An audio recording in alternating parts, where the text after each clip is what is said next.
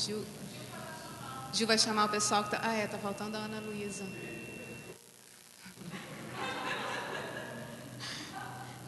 Ele não saiu assim porque ele é assim, não. Ele saiu porque ele tem um interesse lá fora. Ele quer retificar a fala dele de ontem. Mas enquanto o Gil tá convocando o pessoal, eu dou as boas-vindas novamente a vocês, acho que não vieram ontem. Hoje é o segundo dia de Circuitos da Desdobra. E o nome que a gente dá a esse segundo dia, ontem eu esqueci de falar, né? Ontem a gente falou das realidades e hoje a gente continua falando das realidades, mas o nome dessa jornada de hoje é Rumos. Né? Então, é um outro olhar, né? Que a gente, na curadoria, tenta... Um outro enfoque que a gente tenta dar a esse mesmo encontro. Antes da gente chamar os gestores que vão intervir, eu gostaria de falar com vocês, isso não foi especificado ontem no meu discurso, falar um pouquinho do trabalho do setor de extensão da Escola de Comunicação da UFRJ, que apoia o projeto. A Aline Portilho é a coordenadora desse setor de extensão, que faz um trabalho fundamental e quase que invisível aqui ao lado das falas. E aí eu chamo a Aline para falar 2 minutinhos do que elas estão fazendo ali, ela e a Letícia. Que eu não queria que passasse de maneira invisível para vocês. Acho que vocês não estão sabendo o que está acontecendo. Bom dia. Agradecer a Fabiana pelo convite, pelo espaço e tudo mais. Bom, eu sou a Aline e a Letícia, nós trabalhamos na direção de extensão da Escola de Comunicação, e eu sou coordenadora executiva e ela da UFRJ. E o nosso trabalho, a gente veio desenhando esse trabalho junto com a Fabiana desde a elaboração do projeto, que a ideia era a gente atuar numa atividade que às vezes fica um pouco esquecida nos espaços de debate, né? Que é conseguir captar as ideias que são discutidas durante o evento para disponibilizar para vocês, que depois possam tornar isso uma carta, um documento, enfim.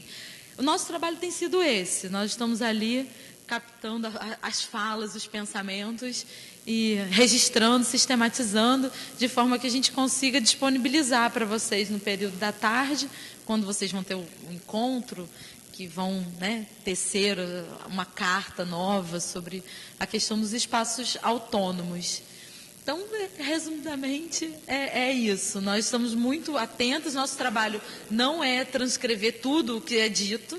Então, tem a gravação ali que vai registrar tudo o que é dito e vai haver uma edição em cima disso. Nosso trabalho é captar as ideias centrais, as propostas e anotar isso de forma sistematizada para que vocês possam refletir sobre isso ao final do evento, para que vocês não tenham essas ideias assim perdidas ao longo dos debates. Então, agradeço e sigamos. Obrigada, Aline. E aí, Gil, quer vir? Gil vai retificar a fala dele, ele precisa de 1 minuto, ou seja, 10% do tempo total da fala disponível por gestor. Bom, lamentavelmente, Ana Luísa não está aqui. Eu queria completar a minha fala.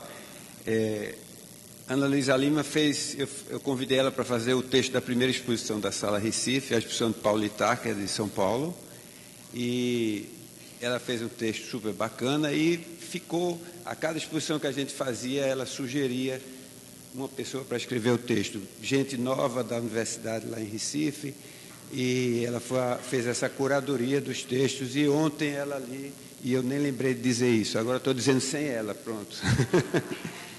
Agradeço a ela. Registrado, vai para o YouTube, Gil, obrigada.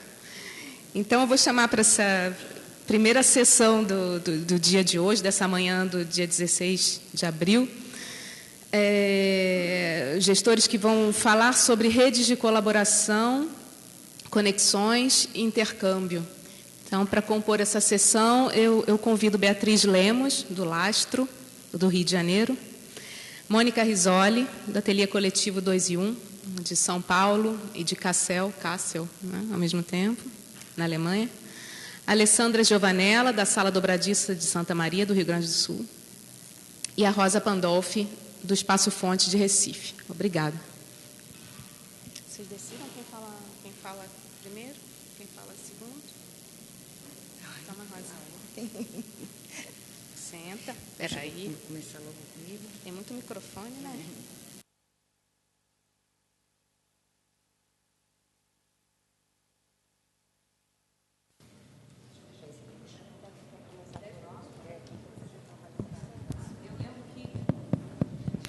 Gabriel, eu lembro que cada intervenção deve ter a duração de 10 minutos brasileiros, né, com margem.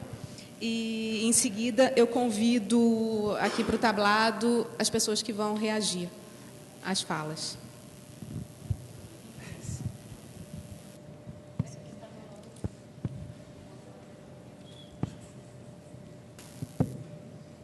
Olá, bom dia. Eu aqui de novo.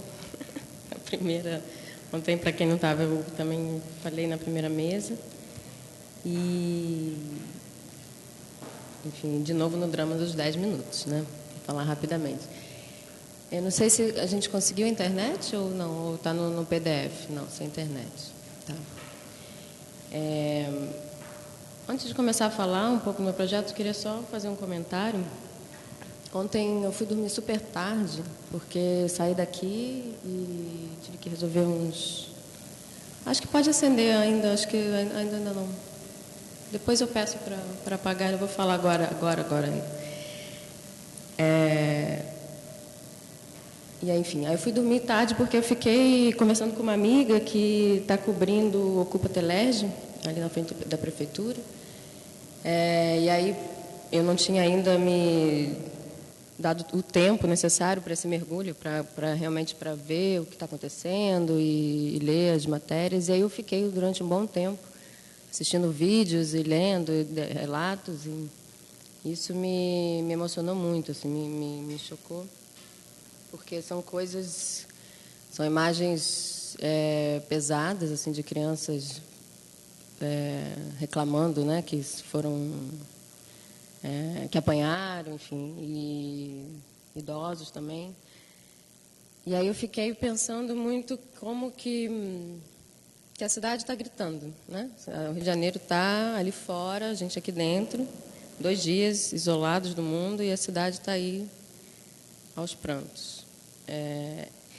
E tem um momento do vídeo que eu vi que as pessoas, os moradores, né, que visivelmente assim são pessoas pobres, né, muitos moradores de ruas que estavam ocupando a ocupação, que é uma ocupação que não tinha muitos recursos, gritando por moradia, assim, na frente da prefeitura, né? E temos direitos e queremos moradias e cantando Cazuza. E aí isso me emocionou porque o Rio de Janeiro está diferente, né? É uma outra cidade, assim, depois dessa onda das manifestações de junho de 2013, acho que vivemos numa outra cidade que grita, que reclama. Então, eu fiquei bem... Só que eu gostaria de comunicar, de compartilhar, porque me lembrou muito um pouco a fala do Edson de ontem, de mais do que espaço de resistência, né? Nós estamos resistindo a um sistema opressor, vertical, hegemônico, e aquelas pessoas estavam resistindo também de alguma maneira. Talvez mais do que a gente, assim, mas acho que em algum momento estamos todos no mesmo barco. E aí a gente, às vezes, eu acho que esquece dentro da nosso Olimpo de privilégio de classe de não tocar nesse assunto ou passar batido. Mas só queria deixar registrado para o YouTube, para qualquer lugar, meu desapontamento com essa prefeitura e essa PM, que eu acho que tem que ser dito também. E, enfim, voltando para o nosso mundinho das artes, aqui, eu tenho que falar sobre o lastro hoje. Já gastei meus 5 minutos, talvez, com protestos.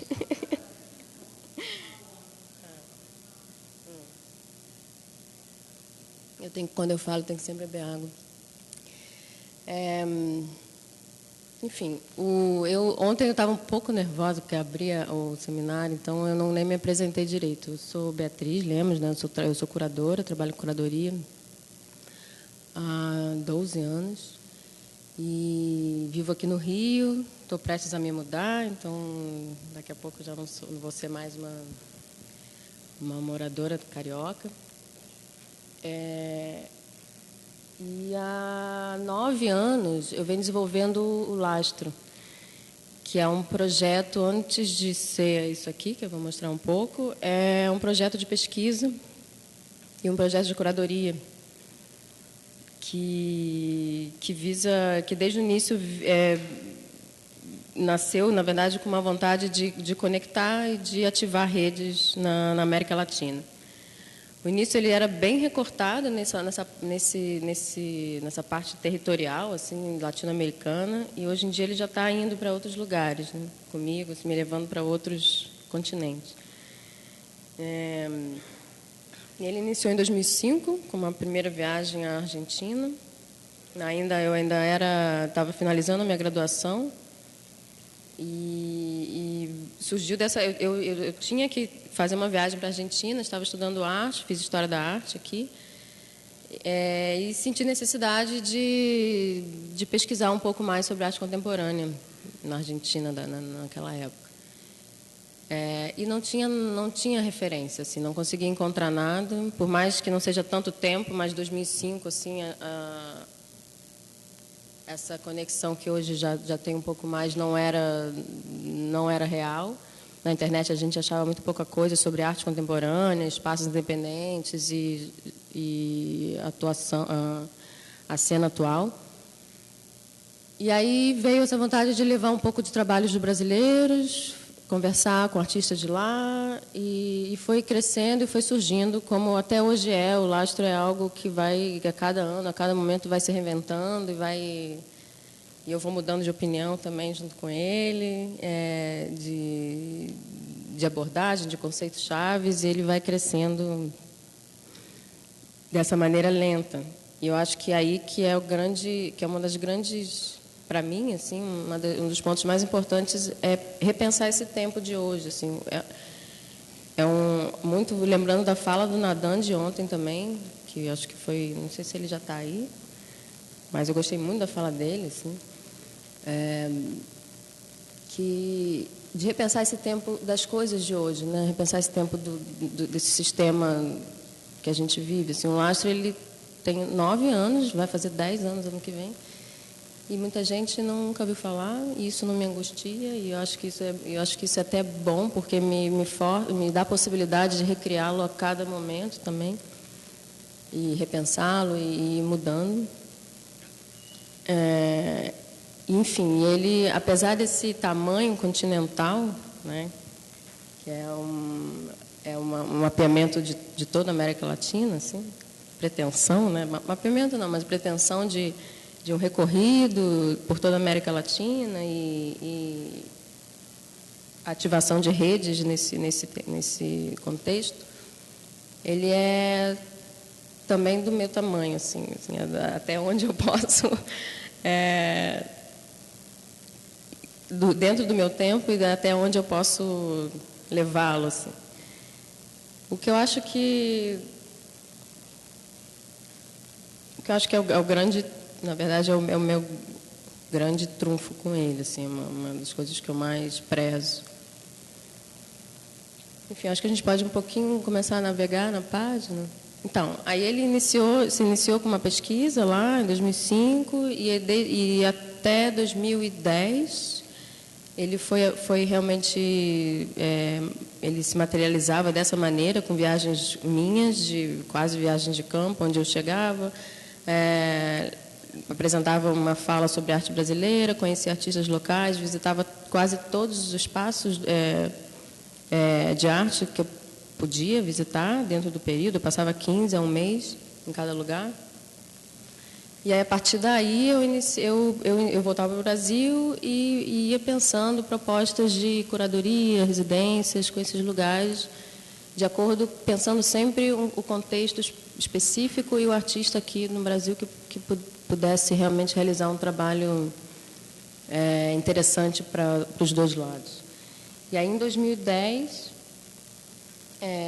eu já tinha, desde o início, eu tinha essa vontade de realmente ter uma página, né, para reunir material de portfólio e também uma estrutura mínima para a biblioteca, que eu sempre voltava com catálogos e livros, etc.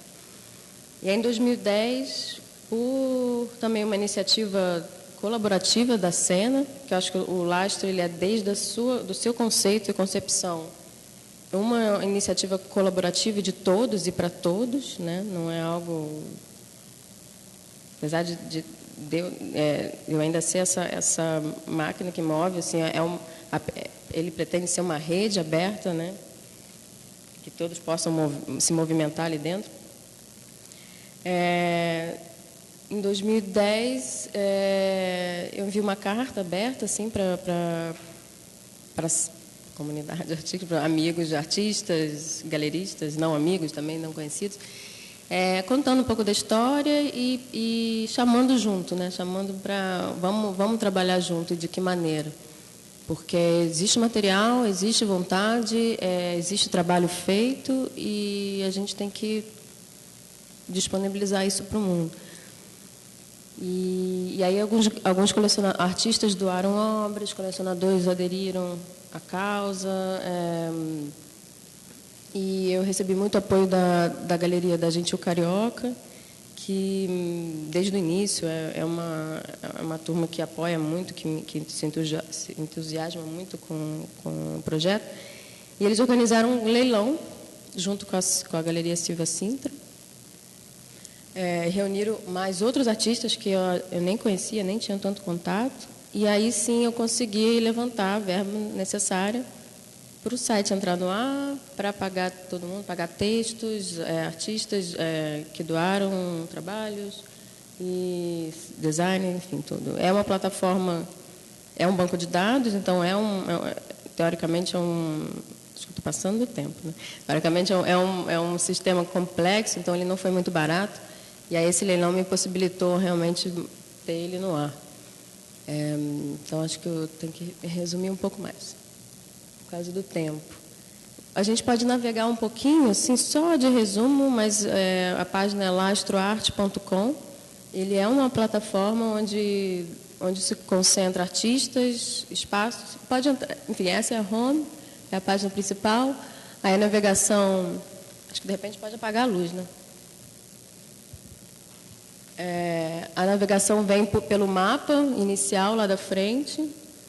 A gente clica em algum país. Os países habilitados são os países que eu já fui, né, que eu já atuei.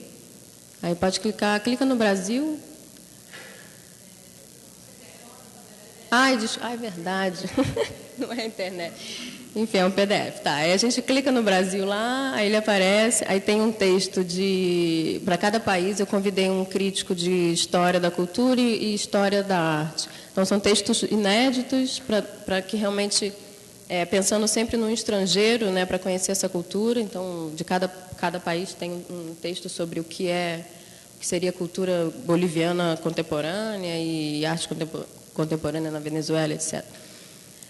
Um listado de artistas, que são artistas que eu convido a partir de um conceito amplo, mas um conceito-chave do Lastro como um todo, que são ativadores, né? Que são artistas que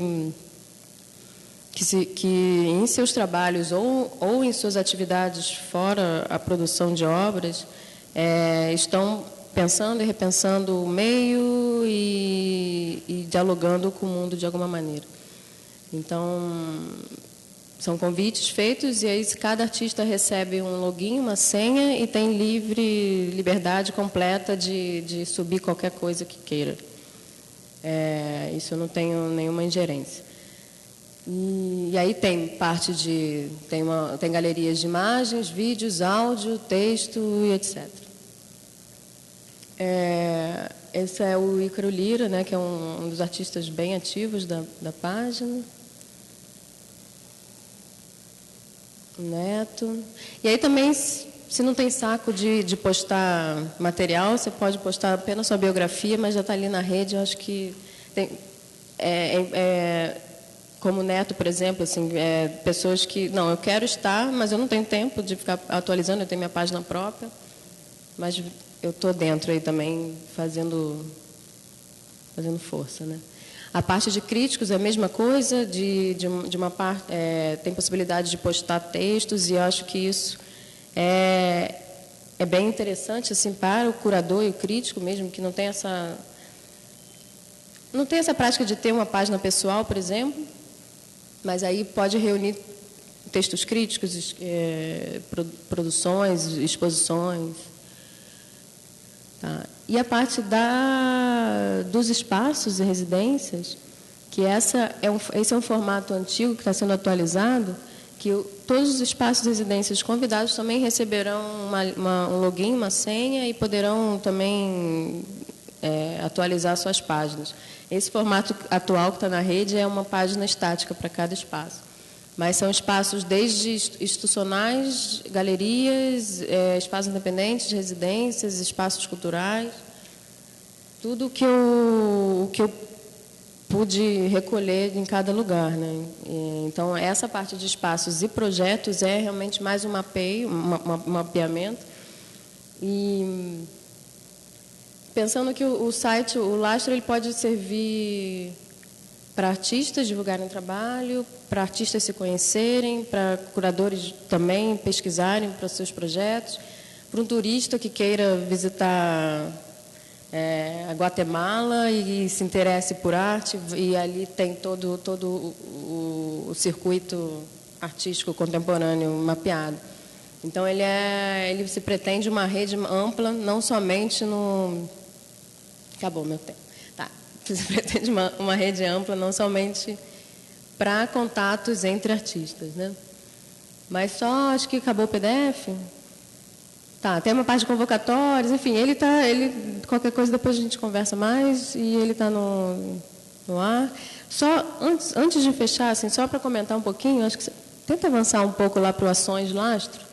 Aqui, essa parte que é o Ações Lastro, que também tem um link dentro da página, é o lastro, é a parte que é fora da internet, né, fora dessa plataforma de mapeamento.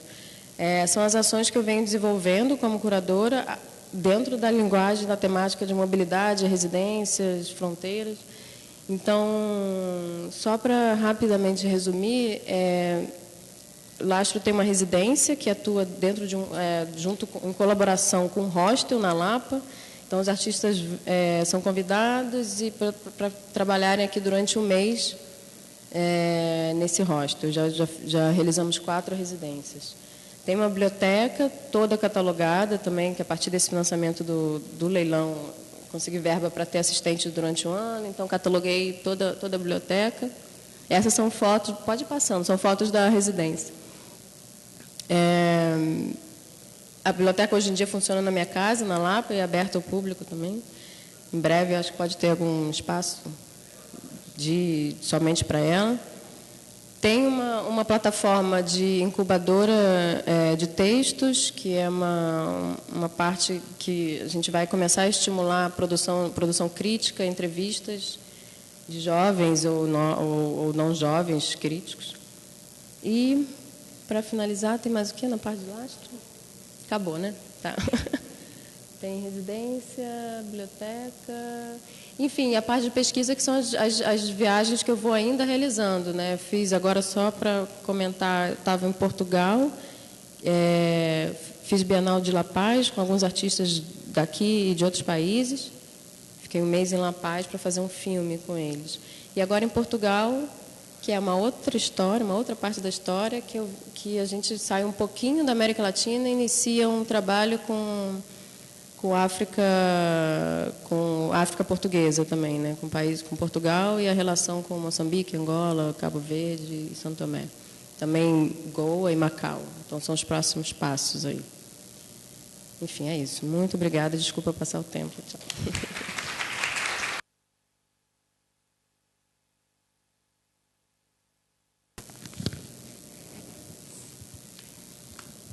Bom dia a todos, meu nome é Rosa Pandolfi e eu vim aqui para falar um pouco sobre o Espaço Fonte. Eu vou ficar aqui no cantinho, porque senão não vou enxergar e vou me perder.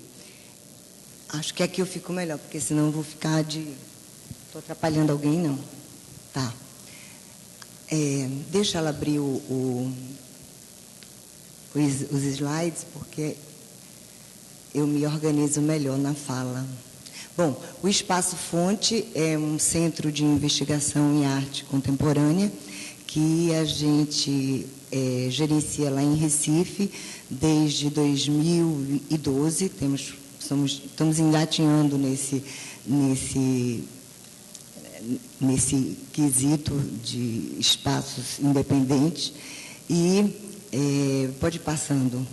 Nós somos um grupo de 8 mulheres que foi formado na faculdade, não formado no sentido acadêmico, mas que se encontrou na universidade e no bacharelado de artes plásticas, que em Recife tem um bacharelado, que agora tem um bacharelado na AESO, além da licenciatura na Federal, a AESO tem um bacharelado, e Cristiana Tejo era a coordenadora do curso, do bacharelado. Então, nós nos encontramos na universidade e, quando acabou o curso, as turmas foram se formando, a gente ficou sentindo a necessidade de um espaço onde a gente pudesse continuar, porque você não se forma artista, você fica sentindo, e para onde é que a gente vai agora? O que é que a gente vai fazer? Né? Algumas já trabalhavam com arte. Esse grupo, a fotografia mostra que são pessoas que já tinham uma experiência de vida e uma experiência profissional anterior. Eu mesmo sou engenheira, formada e trabalhei em engenharia a minha vida toda, assim como as outras, tem psicólogas, e, enfim, diversas profissões. E nós nos encontramos nesse ambiente em turmas diferentes. E quando concluímos, cadê? O que é que a gente vai fazer agora? Então, nesse momento, também coincidia com Cris, que tinha uma experiência com residências artísticas no projeto de Made in Mirrors, que ela gerenciou lá, que ela administrou lá em Recife, em parceria com a Holanda, Egito, China. Enfim, ela também buscava agregar parceiros para tocar um projeto nesse sentido. Então, nessa coincidência de interesses e buscas de espaço, pode ir passando, viu? Pode passar o slide. O anterior. A gente, então, se deparou com a oportunidade de alugar uma sala nesse edifício, no centro do Recife, na Avenida Dantas Barreto, que foi durante muitos anos uma sede da Secretaria de Educação e que, num determinado momento, ele ficou todo desocupado. Então, eram 12 salas imensas, de 300 metros quadrados cada um, e que ficou desocupado ao mesmo tempo. É uma por andar. E que o proprietário, então, ficou alugando esse espaço e que, por coincidência, por rede de conhecimentos, o que seja, esse espaço começou a ser ocupado por pessoas ligadas à área da cultura. Muitos artistas, hoje nem todos ainda estão lá, mas muitos artistas montaram seus ateliês e residências nesse edifício. Escritórios de design, escritórios de produtoras, enfim, ainda ele mantém essa característica, muito embora alguns artistas já tenham se deslocado para outro. Então, a gente teve essa oportunidade, pode passar para a próxima, e a gente alugou uma sala no 4º andar, quase como um loft, assim, uma coisa bem ampla, bem arejada. Não estava assim, claro, estava completamente destruída. A gente teve um grande trabalho para colocar isso nessas condições. E aí a gente tinha a vontade de fazer, de estar junto, de criar algum espaço de convivência, mas a gente não tinha nenhuma experiência. Nós 8 tínhamos várias experiências em outros segmentos, mas nesse não tínhamos nenhum. Cristiana Tejo não. Cristiana Tejo já tinha, mas a gente sabia muito mais até dizer o que a gente não queria do que o que a gente queria. Então, a gente não queria ser uma galeria, porque a cidade já era suprida dessa necessidade. A gente não queria ser... vai ser uma residência, é uma pousada. Não é uma pousada, para receber artistas, enfim. Então, a gente pode ir mudando. A gente começou a equipar esse espaço com coisas que a gente... uma biblioteca, que era uma área, um equipamento necessário para pesquisa. É todo aberto, não tem parede, as únicas paredes são a dos quartos. Uma cozinha, uma sala de convivência, enfim, os quartos, 2 quartos para receber os residentes. Bom, com isso feito, então vamos começar a fazer as coisas. Tudo isso foi foi fazendo, não foi planejado, não foi programado, a gente foi executando. Então, eu trouxe aqui alguns exemplos, eu não sei nem contar quantos, mas já foram muitos, eu acho que mais de uns 20 nesses 2 anos, residentes que passaram por lá.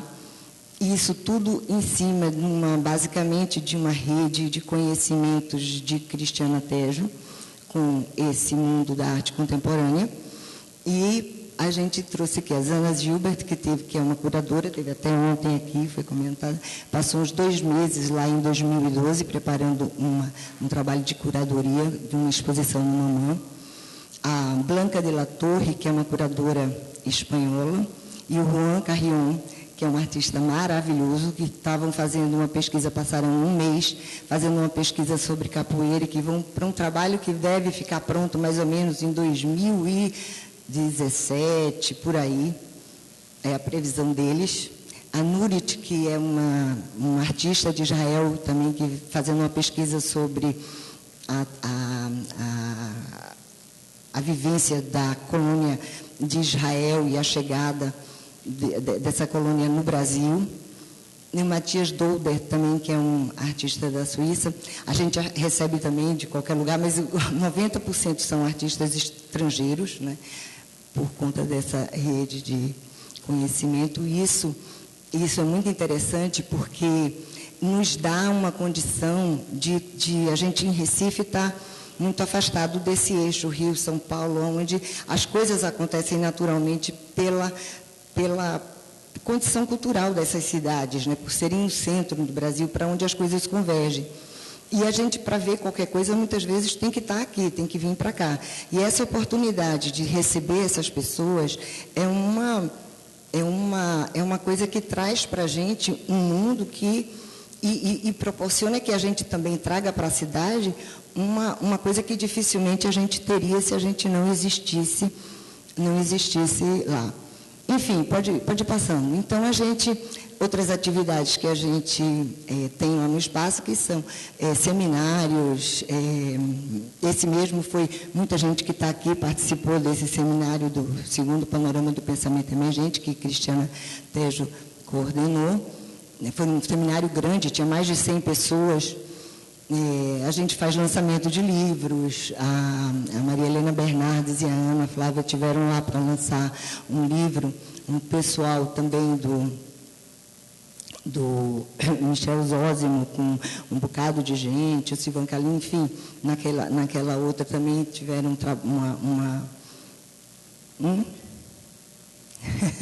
Pois é, estou vendo, Enfim, tem muita gente que está aqui que pode aparecer aí nas fotos mesmo. Bom, na sequência, né, a gente também se reúne com artistas locais para a gente discutir, por exemplo, a questão, uma reunião que a gente fez lá, Extra Spa, porque foi no momento em que a prefeitura tinha suspendido o Spa das Artes em Recife, então se buscou fazer uma discussão sobre esse assunto para se posicionar perante o poder público, levar um pensamento de um grupo para o poder público. A gente teve uma experiência de também uma exposição com o Conta Escambos, foi muito pontual e foi uma das poucas que a gente teve. A gente não tem essa característica de expositiva. Também foi realizado lá o encontro aberto de Recife com o pessoal da 31ª Bienal. Foi muito, muito legal a gente conhecer o projeto deles, isso foi ainda no ano passado, em novembro. E agora mesmo, pode ir passando, a gente está acontecendo, isso é uma foto do que aconteceu segunda-feira, enquanto a gente estava aqui, o Caio Honorato fazendo uma palestra com Cristiana Tejo sobre artistas educadores. Está acontecendo lá, por isso que Cristiana Tejo não está aqui, que era ela que viria para cá, e ela ficou lá por conta desse seminário que foi na segunda, na terça, e está acontecendo hoje. Bom, em resumo, isso é o que é o Espaço Fonte, assim, como é que a gente está funcionando. A gente funciona com residências artísticas e com alguns eventos que a gente julga importante para o mundo da arte, né? Enfim, tudo que a gente está fazendo, na verdade, basicamente respaldada nas palavras-chave que foram sugeridas para esse encontro de hoje aqui, para esse momento, que são redes de colaboração, conexões e intercâmbio, né? Então, tudo que a gente viu ontem, vai ver hoje e tem a oportunidade de estar vendo aqui, e o que eu pude concluir até agora é que essa questão da gente brigar por políticas públicas é importantíssima, e a gente tem sempre que estar com essa bandeira na mão. Até porque a gente está num país onde, se a gente não for atrás disso, ninguém vai, né? Porque nem a educação básica ela é assistida como deveria ser. E se a gente não fizer isso, ninguém vai estar na rua protestando, pedindo mais cultura, né? Pedindo que mais espaços sejam abertos, e, enfim. Não tem uma sociedade civil, eu não vejo essa sociedade civil, eu sempre vejo essas pessoas que estão aqui, são sempre as mesmas que vão estar em todo canto buscando. Então, aonde é que está? A gente não tem, porque a gente não forma, o país não forma essas pessoas. Então, existe uma deficiência nesse sentido, e a nossa existência, eu acho, é que motiva e faz com que isso cada vez mais possa servir aí como baluarte, protesto, enfim, qualquer coisa que... e a gente tem que descobrir os nossos mecanismos de sobrevivência. É isso mesmo, eu vim aqui ver o que é que está se fazendo em Natal, ver o que é que está se fazendo em Porto Alegre, em todos os lugares, e copiar, e ver, ajustar. Enfim, é isso, é sobreviver nesse contexto. Tá bom? Muito obrigada.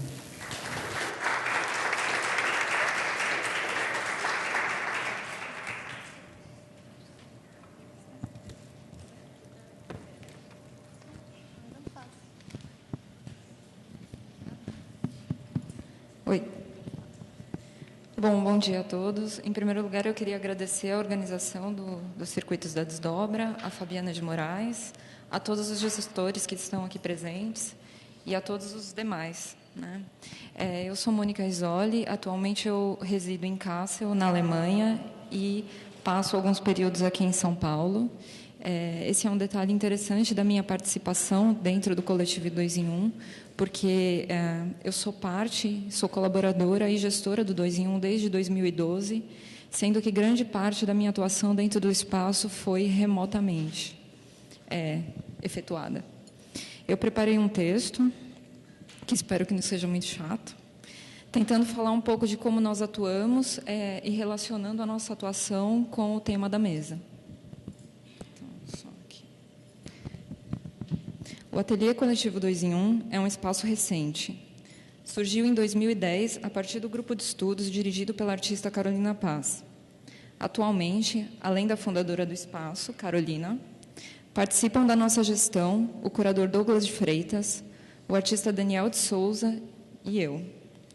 Além disso, nós formamos uma rede de profissionais, colaboradores, que desenvolvem ou desenvolveram projetos no nosso espaço. Nós estamos abertos a novas proposições e parcerias. Nós estamos localizados em São Paulo, na Água Branca, e nossa missão é a construção de conhecimento em artes visuais, através do convívio, da experimentação e da colaboração.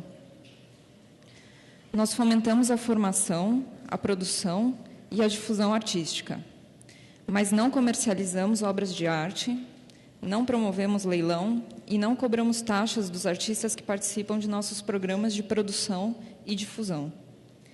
Atualmente, nós buscamos autonomia financeira através do desenvolvimento de um programa de formação acessível, contextualizado e exclusivo.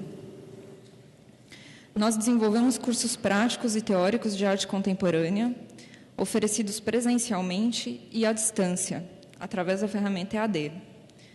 Os nossos programas eles são feitos presencialmente, né, e através do computador, conectados à internet.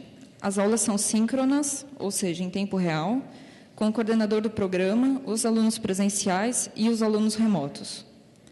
Nas aulas síncronas, são ministrados os conteúdos, acontecem as reuniões, dúvidas são tiradas, e durante o período do curso é oferecido um acompanhamento assíncrono, através de e-mails e grupo de discussão. Além disso, nós oferecemos um curso 100% à distância, assíncrono, de práticas profissionais para artistas. Nós acreditamos que essa modalidade de ensino permite superar limitações geográficas e promover a inclusão educacional para estudantes de artes e artistas localizados longe dos grandes centros educacionais. Nossa primeira publicação, a publicação Sonora ST, editada em parceria com a editora independente Sobre Livros, é um resultado direto desse programa de formação. No caso, o Programa de Aprofundamento em Arte Sonora, coordenado em 2013 por Bruno Mendonça. E a publicação em si, aqui só um adendo, ela é resultado de um processo colaborativo entre os alunos do curso. Nós também propomos e estimulamos a colaboração entre profissionais e espaços autônomos nacionais e internacionais, gerando conhecimento compartilhado em artes visuais. Um exemplo é o projeto Aos Cuidados de, que, além de promover o intercâmbio de forma inovadora, impulsiona o desenvolvimento local dentro de um contexto global e instiga a reflexão sobre coautoria na produção artística colaborativa. Aos Cuidados de é um programa anual de produção e promoção artística que fomenta o intercâmbio à distância entre artistas de diferentes cidades e países, através desse trabalho colaborativo e também da colaboração entre os espaços envolvidos. Cada edição é desenvolvida pelo Ateliê Coletivo 2 em 1, em parceria com outro espaço autônomo. Os artistas selecionados trabalham em pares, um em cada cidade, e o resultado é exibido em 2 mostras simultâneas. Em 2013, Aos Cuidados de foi desenvolvido com o espaço autônomo Tokonoma, em Kassel, Alemanha, com o apoio do Instituto Martius Staden. Em 2014, o projeto é desenvolvido em parceria com a Associação Glassbox, em Paris, França, com o apoio da plataforma Arte Amazônia e curadoria de Douglas de Freitas e Fabiana de Moraes. Eu queria fazer um pequeno adendo aqui, porque às vezes não fica muito claro o escopo desse projeto, que na realidade é um espaço aqui e um na cidade convidada, no caso Paris. Nós abrimos um edital público. A partir desse edital, 5 artistas em cada cidade são selecionados, e a ideia é que eles têm 2 opções de trabalho. Ou eles trabalham conjuntamente e desenvolvem um único trabalho, então sendo coautores, ou eu estou aqui em São Paulo, eu faço um memorial descritivo do meu trabalho, eu envio para o artista que está na outra cidade e ele executa o meu trabalho. Então, tudo é feito à distância, e aí de que forma os artistas envolvidos é que vão determinar, se eles vão usar carta, telefone, e-mail, Skype. E, no dia da abertura, nós conectamos os 2 espaços via Skype. Então, também é possível, durante a abertura, que os artistas conversem sobre o processo de trabalho e vejam a exposição. Bom, então, vou continuar o texto. Recentemente, nós lançamos a publicação online Tópicos 2 em 1, Mensalmente, um colaborador internacional escreve um texto inédito sobre 3 tópicos relacionados à arte contemporânea. Além da produção e difusão de conhecimento, o programa tem como objetivo aproximar profissionais e falas provenientes de todo o mundo. Nos interessa particularmente temas relacionados às novas tecnologias, às relações entre arte e ciências exatas e sociais e mobilidade. Também nos interessa a formação de uma rede global de colaboradores, indivíduos ou instituições, trabalhando sinergicamente para a construção do conhecimento, intercambiando saberes, experiências, ideias, pensamentos, fatos, emoções, histórias e métodos, similares, semelhantes ou diferentes, conectados presencial ou remotamente, com ou sem a intermediação de meios de comunicação à distância, convivendo respeitosamente, experimentando e trocando saberes de forma qualitativa e não quantitativa.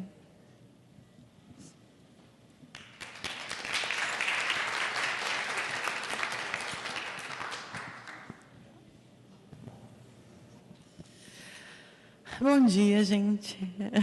Então, eu vou falar sobre a Sala Dobradiça. Eu acho que, antes de tudo, é preciso contextualizar, né? É uma cidade que se situa no interior do Rio Grande do Sul, Santa Maria. Estou vendo que aqui a maioria dos grupos são de capitais, né? Tirando Casa da Ribeira. Então, isso já né? Só esse grupo, mais interior. Então, já é bem peculiar, né, a nossa situação. Além de não estarmos, né, num grande centro, também temos essas dificuldades de estar a 4 horas da capital. Para pegar um avião, tem que ir de ônibus para a capital, né? E, para a gente entender, tu pode colocar os slides. Coloca o segundo primeiro. Eu tenho alguns apontamentos aqui que foram feitos pelo grupo, porque nós não somos uma sala mais, nós somos um grupo, Sala Dobradiça. E o porquê o nome desse grupo é assim, agora a gente vai conhecer. Eu vou tentar ser bem sucinta, né, que é difícil em 10 minutos. Nós temos 5 anos de existência já. E começamos a nossa trajetória como uma sala mesmo de exposições, que veio da necessidade que existe em Santa Maria, né, dos artistas não terem onde expor. Nós temos uma cidade assim que tem um museu, mas este museu, ele é um museu de arte, só que não é permitido que você não tenha uma liberdade para expor seus trabalhos, você só pode pendurar quadro na parede com um fio de nylon. Então, é uma cidade universitária, bastante profícua, né, em termos artísticos, e nós não temos como mostrar nossos trabalhos de arte contemporânea, porque não podemos botar um prego na parede, os espaços que tem ou são em cafés ou são em bares. Então, a gente cansou disso. Eu exercia curadorias em alguns bares, em alguns cafés, e não aguentava mais, né, porque a gente se submetia a algumas coisas que não davam certo. Então, trabalhava também tinha relação com um coletivo e um bar noturno de Santa Maria, e esse bar tinha um subterrâneo, uma salinha de 3x4 embaixo. E após a gente sofrer, num café que eu fazia uma curadoria lá, a gente sofreu uma censura, um artista foi censurado, porque tinha colocado desenhos de pênis. Assim, enquanto mulheres, fotos de mulheres nuas poderia, mas aí apareceu um pau, desculpa, está sendo gravado, apareceu um pênis lá, tocou horror na cidade, foi censurado, me retirei da curadoria, então foi a gota d'água, e disse, chega, vou fazer um espaço meu, não só meu e da cidade, público. Então, chamei o Elias Maroso, né, a partir desse espacinho de 3x4 que tinha nesse bar, de uns amigos nossos que nos cederam, nós não pagávamos aluguel, né, de certa maneira nós também agregávamos valor ao bar, eu estava falando ontem, porque trazíamos um público diferente, né, era um bar bem alternativo, então tinha mais essa atração ao bar. Então, começamos a pensar nessa salinha, 3x4, nós batíamos a cabecinha assim no teto quase. Antes, a gente olhou a sala, obviamente ela era vermelha, então já aí começamos a transformar um pouco essa coisa do cubo branco. Começamos com o que tínhamos, né? E assim, só voltando, eu vou falar de rede, conexão, intercâmbio, contando essa nossa história, porque nós não teríamos como sobreviver se não fosse com as redes que criamos e com os intercâmbios que fizemos. A própria Camila conhecemos através da internet. 5 anos depois, eu conheço ela pessoalmente ontem, conheci pessoalmente. Fizemos até projetos juntos já, via Google Doc, sem nunca termos nos visto, né? Então, eu lembro que uma pergunta que ela fez quando nos conheceu era: como que vocês fazem as exposições? Quanto que custa? E nós, essa aqui a gente fez com R$30. E ela: mas como vocês fazem exposições com menos de R$100? Olha, a gente faz, a gente consegue. Então, voltando, né, abri um parênteses para falar disso. Nosso primeiro, a gente considerou... Bom, aí fizemos brainstorm, ficamos dias assim tentando buscar um nome para a nossa sala. De repente, escreve, desenha, fala, vem a Sala Dobradiça. Pronto, colou. É esse nome. Então, eu vou ter que ler aqui só uns parágrafozinhos, porque foi o grupo, né? Nós pensamos isso em grupo, e não sou somente eu que estou aqui. Nós trabalhamos com diferentes projetos de contágios entre produção artística e curatorial. Projetos que se combinam com propostas artísticas relativas ao espaço, acesso, distribuição e contato.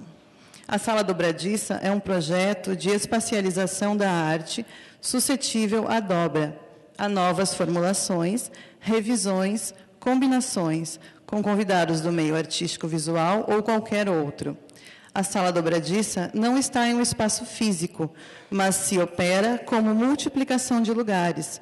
Nosso primeiro espaço sugere o Faça Você Mesmo, como movimento que institui outros lugares e valores para a experiência. E aí eu incluo nisso o Fazer Com. Esse é o nosso primeiro espaço, a nossa logo. Porque antes de nós começarmos a fazer exposições no espaço que vocês vão ver a seguir, nós pensamos a logo.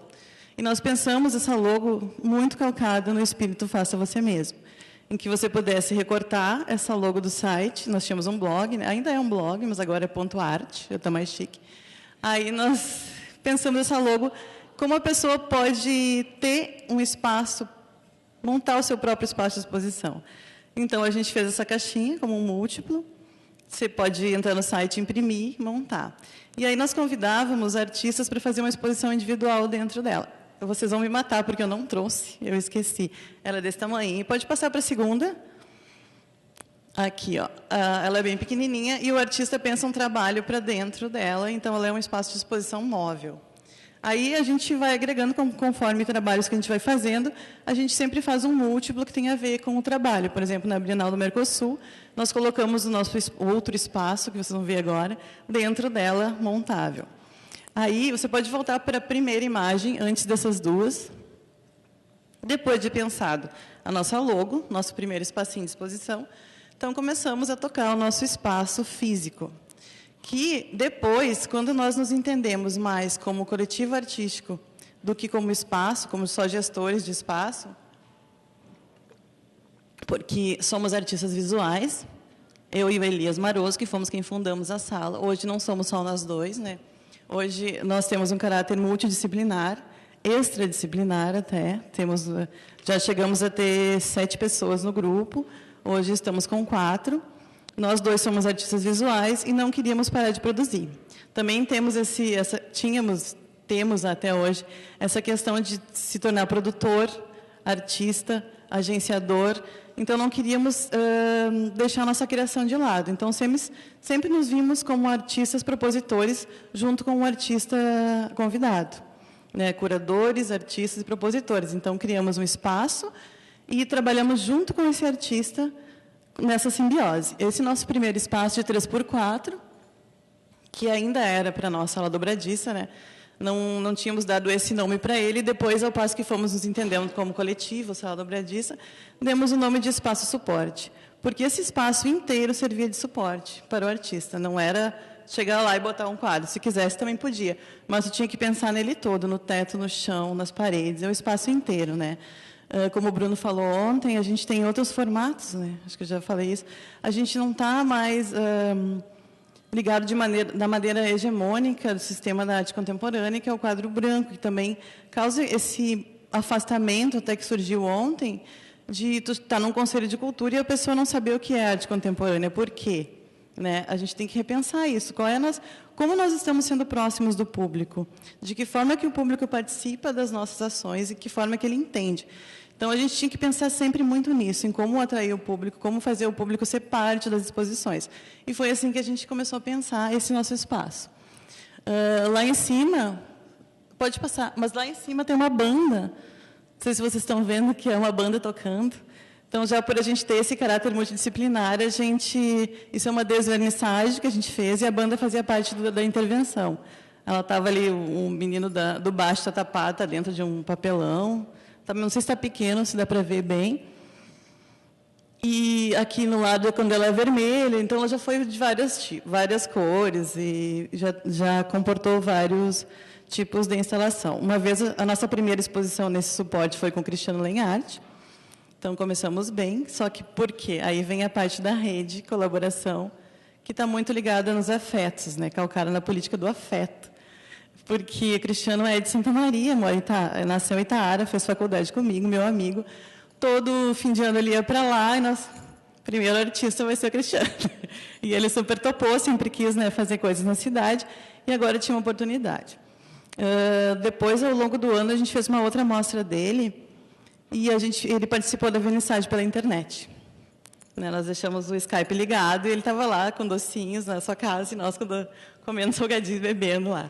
Salgadinhos, a gente sempre pedia apoio de outros bares. E como tinha um bar em cima da nossa sala, a gente comprava ceva ali em cima e descia para baixo, fazia a festinha ali nas aberturas. Pode passar. Mais um, tá. Aqui, aí quando nós começamos a nos entender, então, acho que estamos pensando mais no espaço como meio. Então, começamos a entender que aquele nosso primeiro espaço era um espaço suporte. Não era a sala dobradiça. Então, fomos nos entendendo como um coletivo artístico, agregando mais pessoas. Agregamos aí gente da psicologia, da história, jornalismo. Chegamos a ter 2 jornalistas, um historiador, 2 psicólogas, 2 pessoas, não psicólogas atuantes, mas da área da psicologia, e um professor de literatura. Então, também fazíamos muito atividades de formação entre nós mesmos e com o público, porque nos entendemos todos como seres possíveis de criar. Nós podemos criar, nós temos potencial criativo. Então, era muito interessante a gente até pensar a nossa aproximação do público, tendo mais pessoas que não eram somente da área artística no grupo. Aí começamos a desenvolver alguns projetos de intervenção urbana. Esse foi o nosso outro espaço, que chamamos de Projeto Tapume, e que nós usamos os tapumes, né, muito da cultura do grafite, e colocamos na rua, e era um festival de artes integradas que teve em Santa Maria, e chamamos artistas, não só grafiteiros e artistas. Lá em cima é o Trampo, um grafiteiro, aqui embaixo é o Rodrigo Lourenço, que está fazendo um trabalho de gravura. Então, eles pensavam esse espaço com relação à rua, com relação ao entorno, à praça, grafite e arte contemporânea junto. Né? E um desses tapumes também era liberado para qualquer pessoa trabalhar, assim, qualquer um que quisesse. Até apareceu um carrinho de um catador que foi pintado, pediu para o Tampo pintar, ele pintou ali e virou um espacinho de arte ambulante na cidade. Pode passar. Então, nós começamos pensando nesse nosso estado de espaço de exposição, de grupo de arte, quisemos participar da Semana Experimental Urbana em Porto Alegre e pensamos como levar o nosso espaço para Porto Alegre. Então, nós bolamos lá, pensamos, vamos colocar a paisagem dentro, né, desse espaço. Como fazer isso? Fazer a paisagem virar espaço de arte. Aí pensamos nessa estrutura que ela faz alusão ao espaço suporte, que tem 3x4, só que ele está reduzido pela metade. Então, nós reproduzimos exatamente as linhas dele, a portinha, uma janelinha que tinha, e criamos um espaço meio que ambulante. E aí nós fizemos um projeto que se chamou esse trabalho se chama Objeto SD 0.5, que é a sala dobradiça pela metade, 0.5, né? A 1 é a grande. E aí nós saímos, fizemos um itinerário até Porto Alegre, parando na BR, montando essa casinha e fotografando ela no espaço. E aí tem alguns lugares que a gente parou, e depois disso a gente fez um vídeo em que ela ficava rodando no entorno dela mesma e a paisagem ia mudando. O final do trabalho foi esse. Pode passar. Aqui também fez parte dessa intervenção, foi lá no Enio Pérez. A gente foi daqui até lá. Então, você imagina o motorista da van, vendo um monte de gente louca saindo às 6 da manhã e parando em tudo que é lugar e montando essa casinha. Foi muito bonito também, porque na terceira parada o motorista já estava ajudando a gente a montar e achando um lugar, esse lugar está melhor que aquele. Aqui o fundo vai ficar melhor. Então, ele fez parte também do trabalho. Essa placa a gente levava junto, que era também uma forma de identificar, né, a nossa... E até a Fabiana disse que o espaço se transformava numa sala, observando. Como que é isso? O espaço é uma sala? E, de certa maneira, também é. O espaço que a gente está, ele acaba sendo a sala dobradiça, né, que se desdobra em várias outras salas e outros espaços. Pode passar. Estou falando rápido, começa a ficar a boca seca. Aí foi uma das paradas também, que a gente achou esse campo muito lindo. E resolvemos demarcar aí com a nossa plaquinha. Pode passar. Como eu falei, a gente também realiza oficinas, que a gente chama de atividades de formação e contato. A gente sempre teve essa preocupação em estar se formando, né, estudando juntos, e sempre se preocupou muito com essa questão de agora a gente tem que trabalhar para um edital e a gente está deixando de lado a nossa criação. Passamos quase um ano assim, mas a gente entendeu que era um momento que a gente tinha que fazer isso, porque nós tínhamos que arrumar algum meio de sustentar. Né? E tinha que ir atrás de edital, e tinha que fazer festa. A gente fazia muita festa nesse bar. Fazíamos uma festa que chamava Brillo Box, que daí metade da renda ia para a gente, daí a gente conseguia manter mais um pouquinho. Dava para fazer já umas 6, 7 exposições, já com R$200, né? Que a gente sempre ia gambiarra, né, gente? Aquilo que o Fernando falou ontem. A gente vai se virando. Então, nós fizemos, dentro de ali foi uma oficina no SESC, uma oficina de grafite. Dentro dessa atividade de formação, a gente começou a pensar num projeto que chamava um seminário, que chamou Seminário de Copesquisa em Arte. Pode passar, que eu já falo sobre ele. Aqui, uma oficina na praça, lá está a nossa plaquinha. Então, a gente chegava, botava a plaquinha, instaurava a sala dobradiça e fazia a oficina. A gente deu uma oficina de estilogravura na praça, e de cartazes, e aqui uma oficina no Sesquinho com as crianças pensando no espaço de arte, né? As crianças estão fazendo assim como se fosse uma salinha com as mãos, e dentro está uma das crianças naquele círculo que elas estão criando, e elas estão vendo um espaço se movimentando ao redor delas, porque para se entender o que é uma sala que inteira é um lugar de exposição. Olhando as crianças ao entorno assim dela, ela está vendo um monte de movimento, um monte de cores. Um dos meios que a gente pensou para as crianças entenderem esse espaço que elas poderiam vir a conhecer. Pode passar. Aí, fomos convidados, estou resumindo, tá? Qualquer coisa a gente vê depois. Fomos convidados para a 8ª Bienal do Mercosul, em 2011. Em 2011, não tínhamos mais nosso espaço físico. Tivemos a notícia praticamente no mesmo mês, que não poderíamos mais usar a sala, porque o prédio ia ser vendido, porque o bar ia mudar, não sei o quê. Pronto, né? E agora, o que fazemos? Não esmorecemos e criamos um espaço de arte móvel. Como a gente gosta de dificuldade, né? A gente não podia ficar sem ter uma dificuldadezinha, a gente resolveu criar um espaço de arte móvel. Então, criamos o espaço recombinante. Já na logo dele, ele já se movimentava. Essa logo aí você acessava na internet, você entra no nosso site, ela está lá, e é o Elias Maroso que criou também. Aí nós temos a sorte do Elias também ser designer. Ele é artista visual e também trabalha com design, então isso facilita bastante a nossa vida, né? E aí, claro, a gente trabalha as ideias em conjunto, mas, por exemplo, aquela ideia da caixinha já tinha a ver com um trabalho dele. Então, olha, é isso aí que a gente quer, tem tudo a ver com o teu trabalho.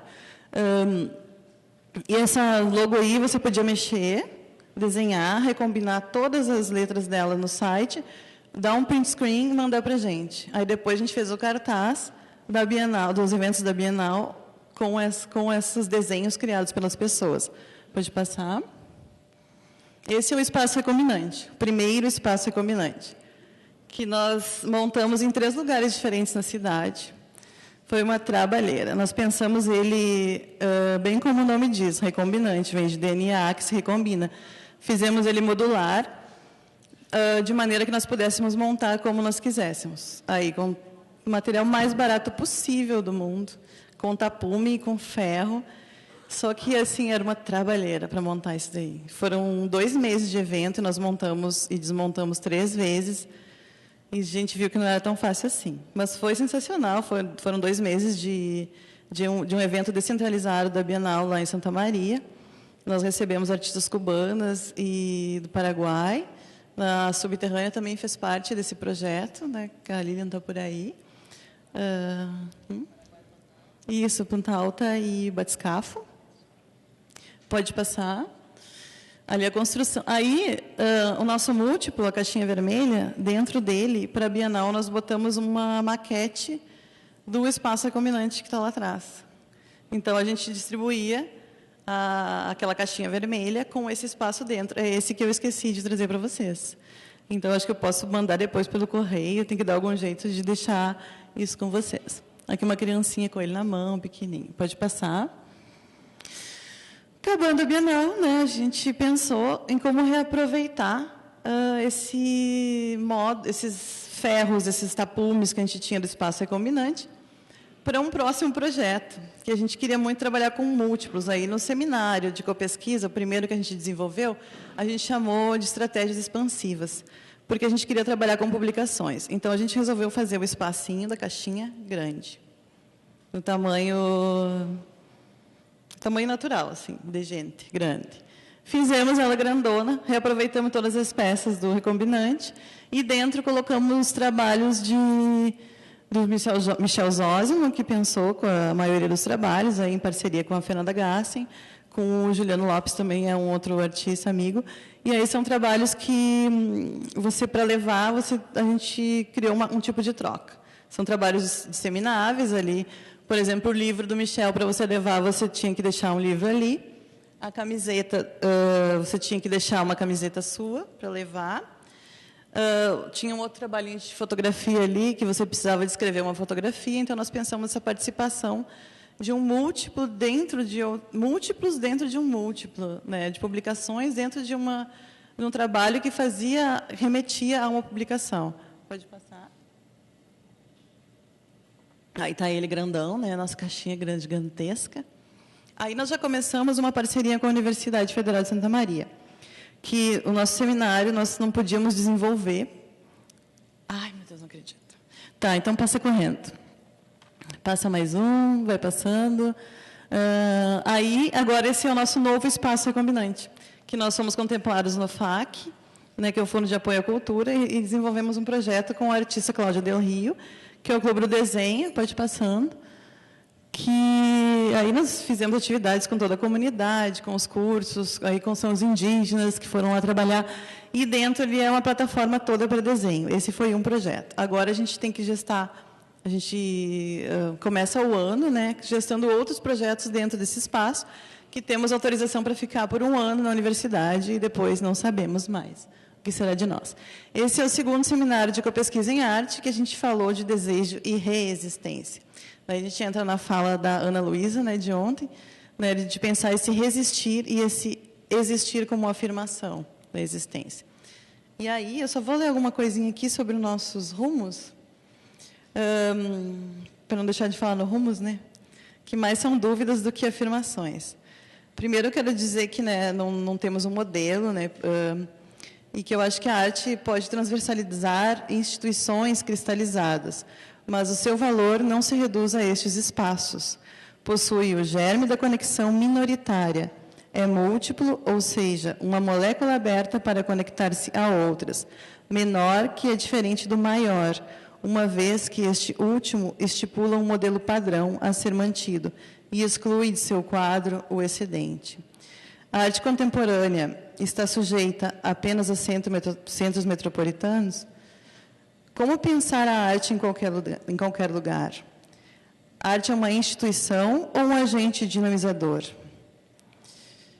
Precisamos pensar em como trabalhar ou direcionar o nosso pensamento a um poder instituinte e não a um poder instituído. Somos diferentes, né? Estamos vendo a nossa peculiaridade, né? A cada espaço que vem falar aqui temos características, e um espaço do interior tem umas características também muito parecidas com as dos espaços de capital, que é o que a gente está vendo, mas temos problemas muito maiores que vocês também, porque chega um ponto da Lei Municipal de Cultura querer que a gente faça um evento, né, para cobrir uma lei que a gente ganhou no ano passado, a gente tem a obrigação de fazer. Eles entendem isso, como eu falei ontem, né?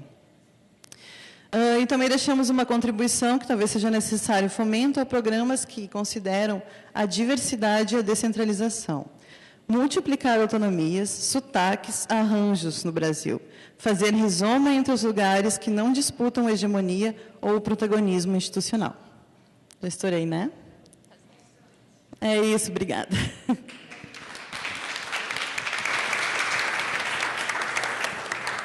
Eu achei que 10 minutos dava para falar bastante. Desculpa, gente, se estourei muito. Se eu pudesse deixar você falando o dia inteiro, você sabe, isso é ótimo. Não, essa mesa foi toda... Essa mesa foi a sensibilidade, isso é importante.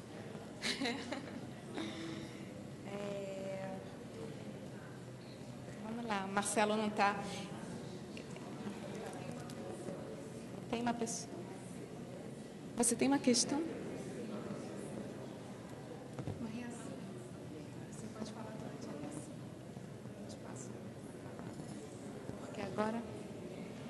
eu vou chamar para reação a Irma Brown, do Mau Mau, de Recife, Pernambuco. O Edson Barros, do B Cúbico, também de Recife, Pernambuco. Elaine Arruda, do Ateliê do Porto, de Belém do Pará. Tainá Azeredo, da Casa Tomada de São Paulo. E o Zé Carlos Garcia, do Barracão Maravilha, do Rio de Janeiro. Vamos tentar ficar aqui? Vamos tentar ficar todo mundo junto aqui. A Mônica também tem uma reação, é rápida. Eu vou pedir realmente que seja realmente uma reação, tá? Vamos esquecer as questões, vamos só reagir e respeitando, se possível, os 5 minutos, para que todo mundo possa falar. Esse respeito do tempo é para preservar a democracia, infelizmente. Vamos lá. Irmã de Paz, quer começar? Bom dia a todo mundo. Eu nem sei se eu tenho muita autonomia para falar sobre esse assunto assim. Ontem eu me identifiquei muito com a fala da Elaine, de Belém, e do menino lá do Terra Una, que eu acho que a gente da Mau Mau tem uma coisa mais de Ripolândia, assim, é muita informalidade. E talvez eu queira que continue assim. Eu vejo muitos espaços assim de vocês, principalmente os paulistas, assim, muito, virou realmente um negócio, assim, e eu não sei se eu quero isso. A Mau Mau é minha casa, assim, tem lá pé de mamão, de goiaba, abacate. E agora, desde o ano passado, a gente abriu um espaço para residência, onde eu ainda não coloquei isso no ar, mas é um espaço que eu queria que funcionasse sem edital, sem nada, que o artista tivesse um canal aberto, direto, para poder chegar lá e dizer, estou a fim de ir para Recife, minha proposta é essa, eu não tenho dinheiro, mas eu posso dar oficina, ou então eu só quero pagar minha hospedagem, foda-se, não vou fazer porra nenhuma. Enfim, tipo, ter uma liberdade de usar o espaço. E essa coisa de cooperativa, lá as coisas funcionam muito por essa coisa de afeto mesmo, que a gente já tratou aqui. As pessoas que eu trabalho são pessoas que eu conheço há mais de 10 anos. Que esse menino aí, Fernando Pérez, Grilo, Telmo Cristóvão, vários artistas de Recife, que a gente acaba um ajudando o outro. Então, assim, a gente vai fazer uma festa, eu odeio lidar com cabos, assim, eu sempre me perco para montar um som, é sempre um problema. Então, eu ligo para os meninos de música, vem montar um som aqui e tal, a gente te dá 10 cervejas. E é a coisa da brodagem, assim, né, que se fala em Recife. E, enfim, eu gostei muito do projeto do Lastro, assim, teve muito interesse essa coisa da América Latina e tal, que eu acho que o Brasil dá meio as costas para o resto do continente, assim. E eu não entendi muito bem como é que funciona essa coisa de grana, assim, a leilão, tipo, a galera, enfim, fora o leilão tem uma bolsa, a galeria, a gente, o Carioca banca, ou tipo, tu bancou do teu bolso, assim, essas viagens todas, assim, teve um investimento pessoal, assim, eu queria saber disso. E, assim, rapidinho, antes que eu esqueça, cadê a Elaine? Ah, tá. Aí tu falou do teu projeto, eu lembrei que Maurício Castro, que trabalha com gravura, esse mês a gente aprovou um projeto no Funcultura, que é trabalho só em gravura, e ele abriu uma história que se chama Gráfica Lenta, que o slogan é assim, demora mais, em compensação é mais caro.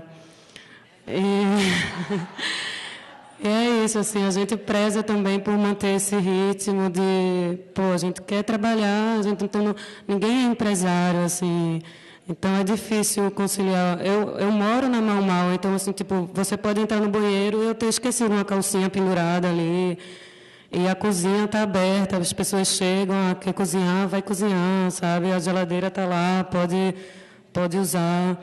Então, a Mau Mau é dividida com várias salas, que as pessoas pagam um aluguel da sala e cada um faz o seu trabalho autônomo. Então, assim, a Mau Mau funciona muito mais como um espaço de convergência artística do que como somos um coletivo. Não somos um coletivo, assim, a gente se ajuda e tal, faz trabalho junto, às vezes sim, às vezes não.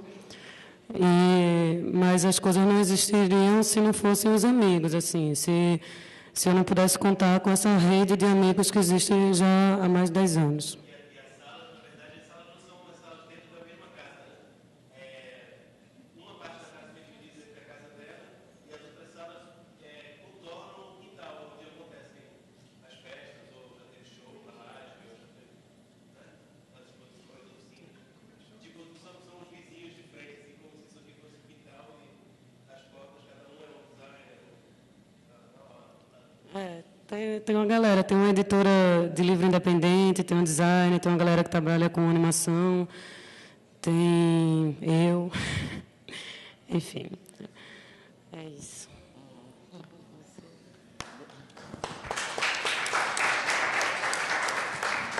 Gente, pelo amor de Deus, não me aplauda.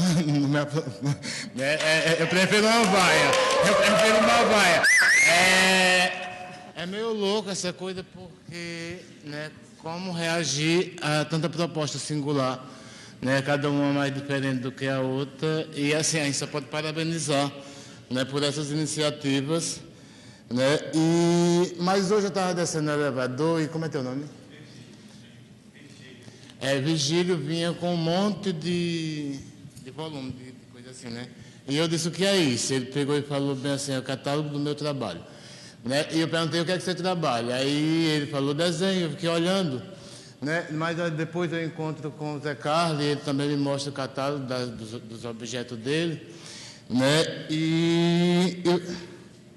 Essa coisa é interessante, porque me parece que todo mundo, apesar de ser gestor de espaço, tem um trabalho.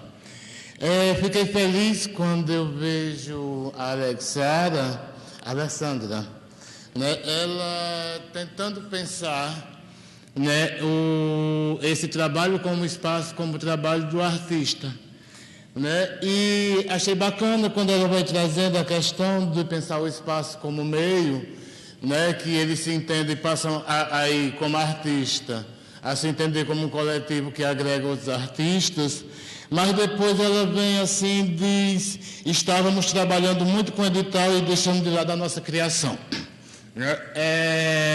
Aí joga a bola para fora de novo, né? Assim, eu estive em Paris agora e era muito engraçado, porque todo mundo, depois que eu falava de B-cúbico, né, fazia bem assim, e o seu trabalho? Eu dizia, caralho, né?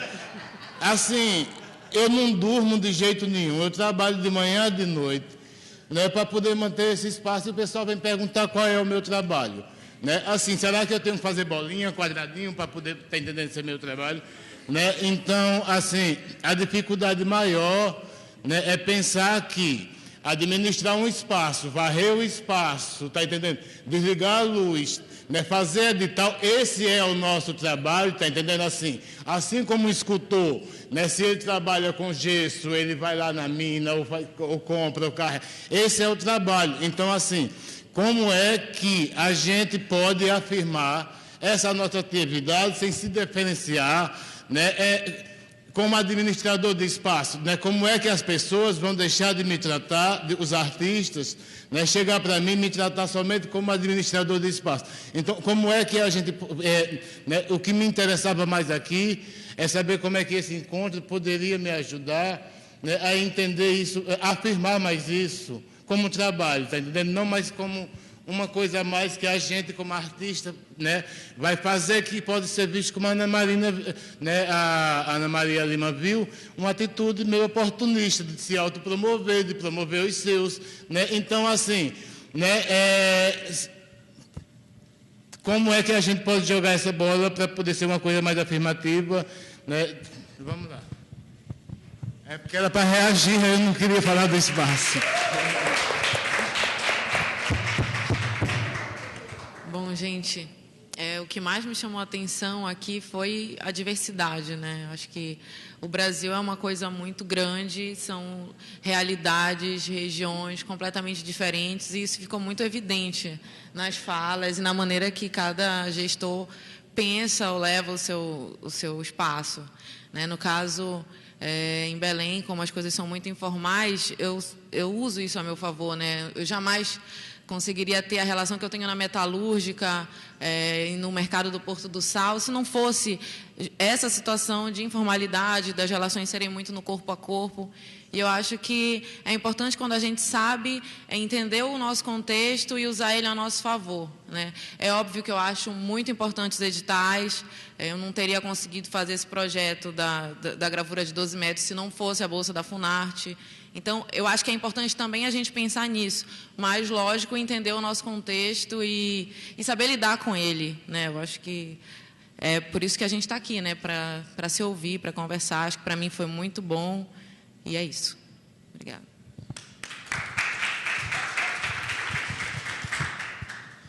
Bom, é muito difícil chegar aqui e, de repente, já ter que reagir de alguma forma, né, a tudo que foi feito. Eu acho que a gente vai reagir amanhã e depois, vai continuar. Essa reação agora não para, né? E claro que é muito gratificante eu acho que tem que ter mais eventos desse porte, né? Que a gente vai encontrando os nossos pares de alguma forma, né? E eu queria falar assim que o Barracão é um espaço, né? O Barracão Maravilha é um espaço que está aberto a curadores, a artistas, e a gente funciona dessa forma, né? É um espaço muito livre, onde quem chega lá com sua proposta, a gente aceita e chega, mas como é que faz? Tem prolabore? Não, não tem. Tem isso, como é que a gente vai fazer? Pode fazer, vamos fazer junto. E é dessa forma natural que a gente trabalha, né? A gente não tem nenhum tipo de financiamento público, né? Até porque a gente não sabe muito bem como organizar isso, né? E então a gente procurou outras alternativas para que o espaço funcione, né? Com o edital de residência internacional, que tem funcionado muito bem. E é isso. Queria dar os parabéns a todos que estão aqui, né? Pela iniciativa, né? E que o espaço... E outra coisa que também parece triste quando alguém fala que o espaço tal acabou, o outro está acabando, o outro está desistindo, que eu acho que isso também é legal. Eu acho um conforto, às vezes, para mim, também sentir que eu também não estou preso, que eu preciso levar isso até o fim da vida, assim, que eu posso chegar amanhã e falar assim, não quero mais isso. E isso me dá força para continuar também, de alguma forma. É isso.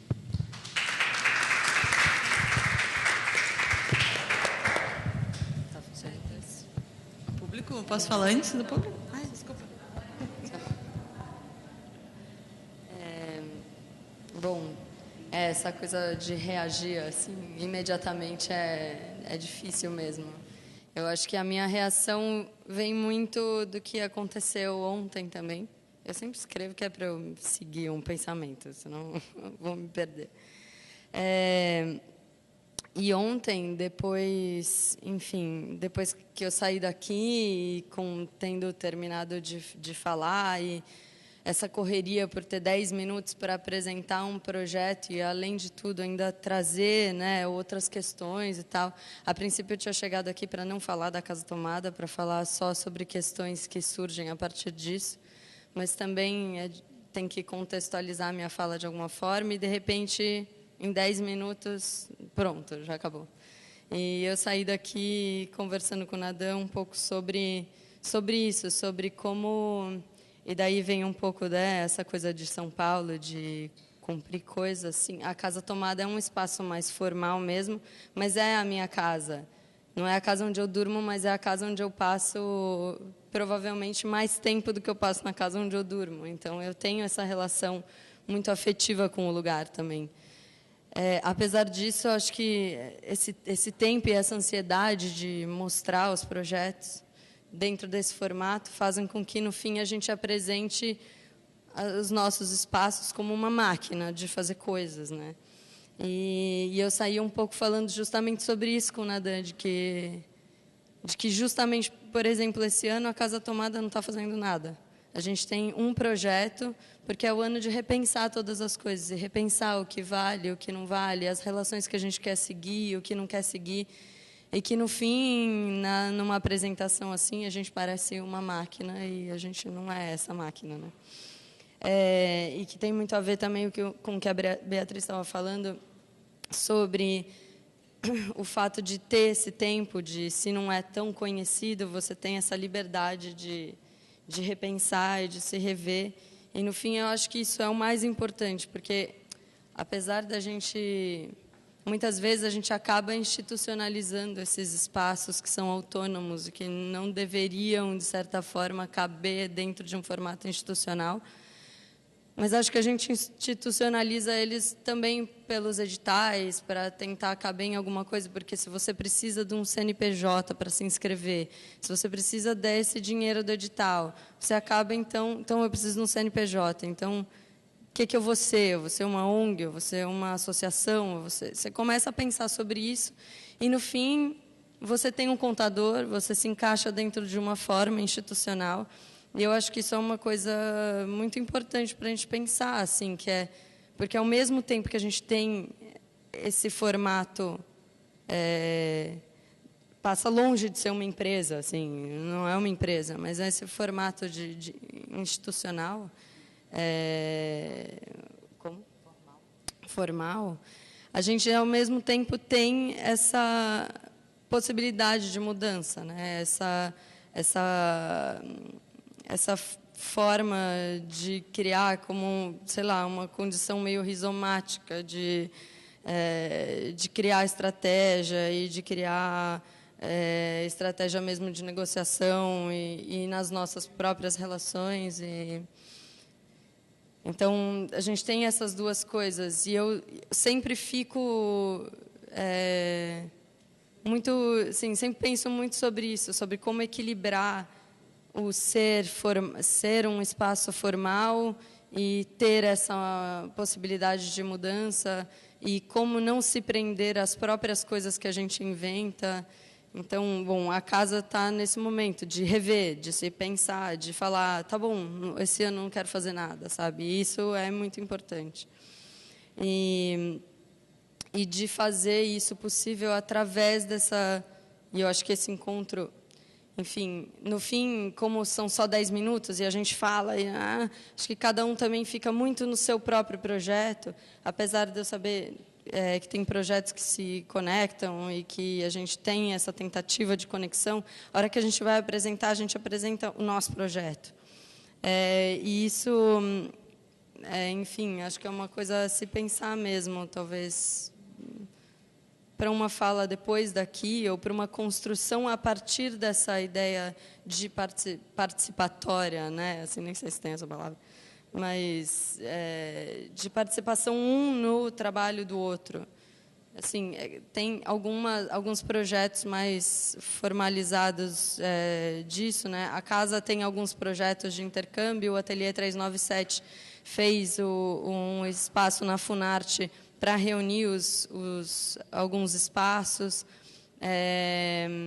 Também o Jaca agora está fazendo, junto com o Ateliê Aberto, esse outro, que ainda entrar em contato ainda com outros espaços.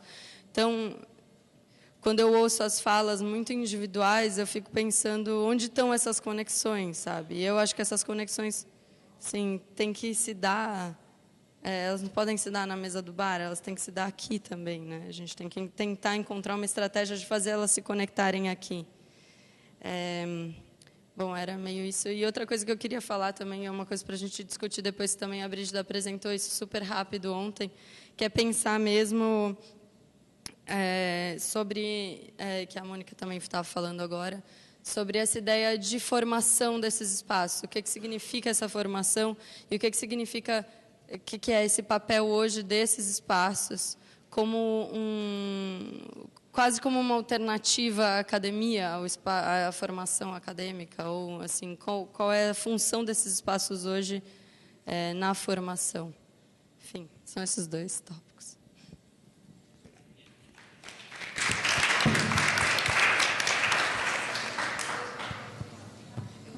Posso falar antes? Bem rápido. Tá. Eu só quero assim, reafirmar assim, que é muito importante isso que o Edson falou. Edson? E o que... Esqueci o nome dela, falou. A gente se dá um tempo, ela falou isso. A gente se deu conta que a gente passou um ano, um ano, quase 2, em que a gente levou 46 artistas para Santa Maria, em uma exposição por mês. E aí surgiu um edital e a gente tinha que pensar em como se adequar a esse edital. E aí depois a gente viu, não, a gente não vai deixar de fazer o nosso trabalho para se adequar ao edital. Nós vamos tentar buscar unir o útil ao agradável. Então a gente começou a se dar esse tempo. Nos demos um tempo, ficamos praticamente um ano sem fazer nada, só pensando em como fazer. Aí tivemos agora a gente tem uma noção que a gente quer uma atividade por ano, ou 2, bem feitas. E se a gente não entrar no edital, a gente não entrou. Se a gente entrar, maravilha. Se a gente conseguir um dinheiro para uma festa, ótimo. Se não conseguir, vamos pensar outras formas de inventar. Porque eu acho que a gente trabalha muito com a invenção e a partir do precariado. Então, é uma característica geral de nós todos aqui ser precários, né? É o que a gente está vendo. Isso já é quase uma conexão. Como é que a gente vai começar a pensar essa nossa rede, fazer acontecer sem depender muito, né? Às vezes, do poder público, e como entrar nesse poder público de maneira intervencionista mesmo, né? O que a gente quer, que tipo de espaço nós somos e o que nós queremos do poder público.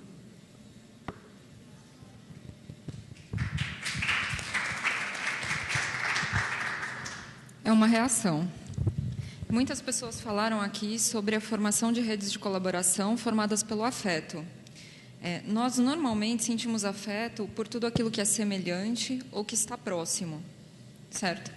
Então, eu gostaria que nós também pensássemos na formação de redes de colaboração, não pelo desafeto, mas também pelo desejo da aproximação do desconhecido e do diferente, que isso é uma coisa que não teve presente nas falas. E uma outra coisa também que eu queria que a gente pensasse é que organização não é sinônimo de falta de liberdade.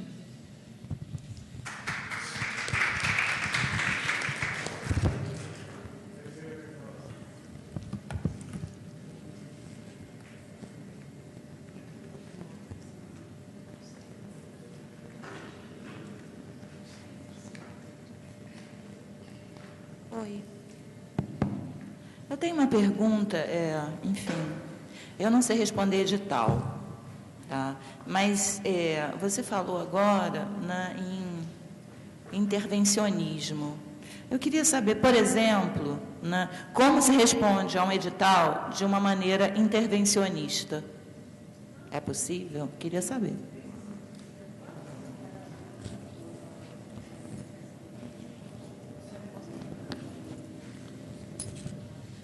Eu acho que responder um edital dessa maneira é bem difícil, até porque às vezes a gente tem que se adequar a algumas coisas, né? Só que primando pelo teu conceito, respeitando o teu trabalho. Se tu não foi aprovado, paciência. Só que assim, tu te adequar de uma maneira que tu vai te prostituir, às vezes não. Tu pode mudar todo o teu trabalho em função do edital. E aí a gente entra naquele dilema, né? É isso que eu quero, não é? Às vezes eu preciso disso, porque se eu não tiver um edital ano que vem, eu não vou conseguir manter a sala. E aí, se não tiver?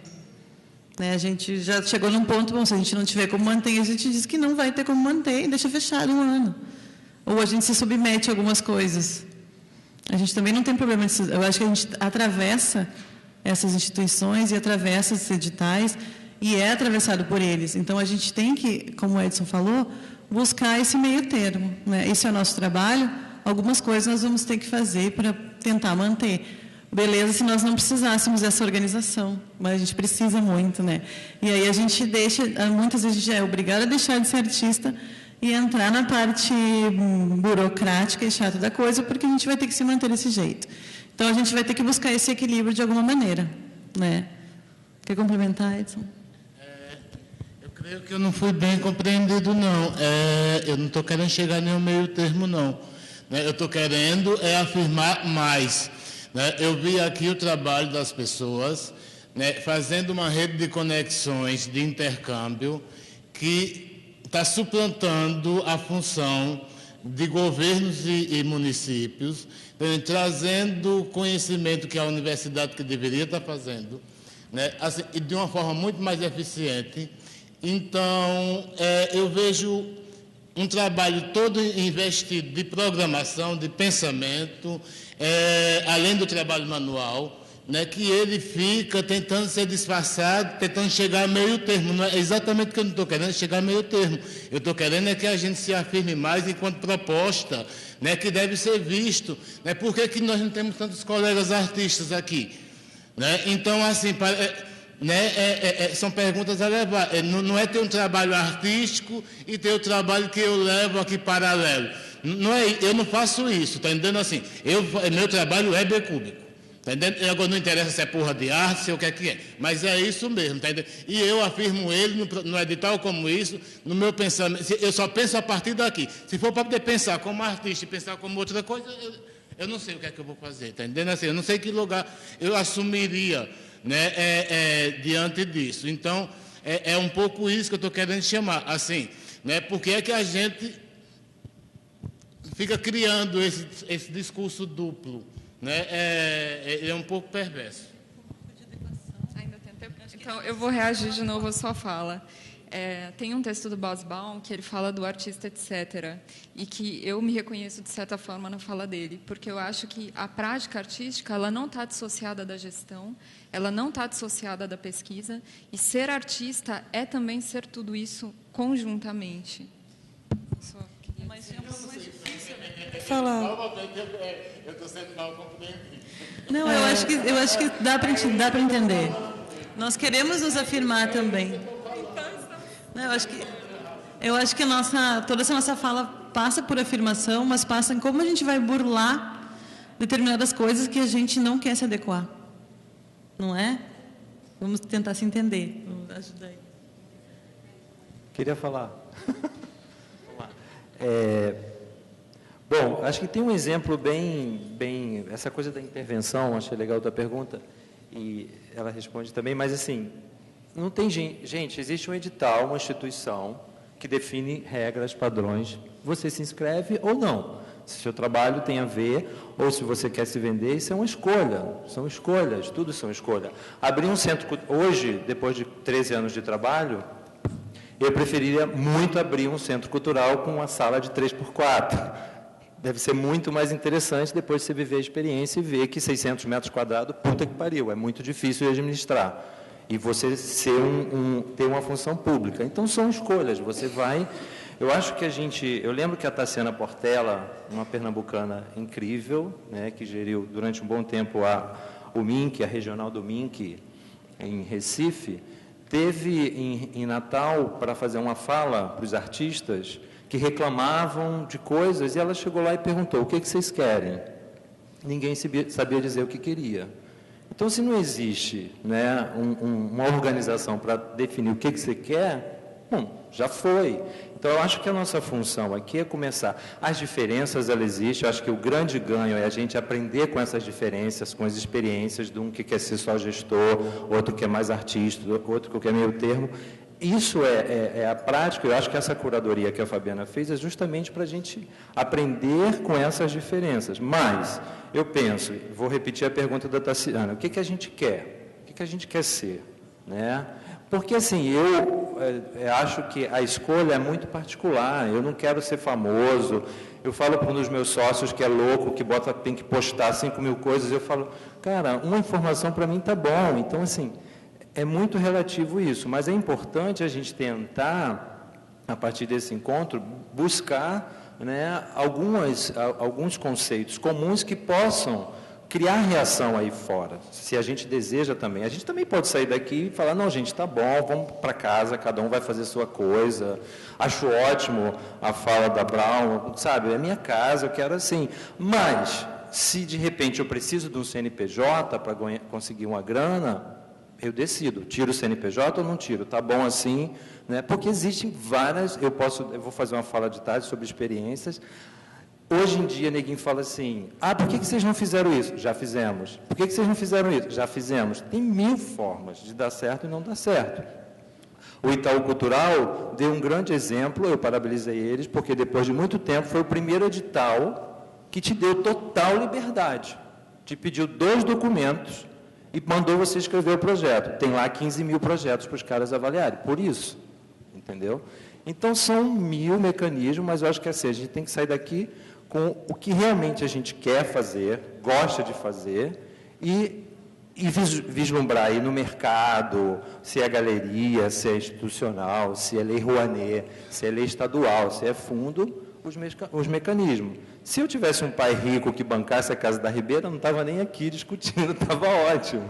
Mas acho que a gente está aqui para descobrir realmente o que me toca nas gestões públicas, nas privadas, nas formas de trabalho, e trocar, sabe? Assim, a experiência da dobradiça, para mim, é incrível. Eu quero um lugar desse a partir do próximo mês.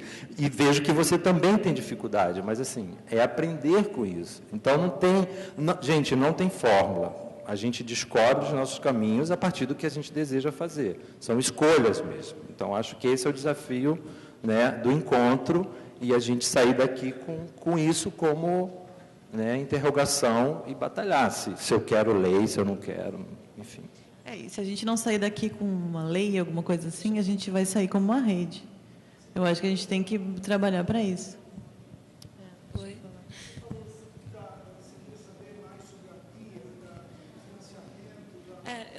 Eu queria saber, por exemplo, até do Espaço Fonte, assim, eu queria saber como funcionam essas coisas das residências, de Bia também.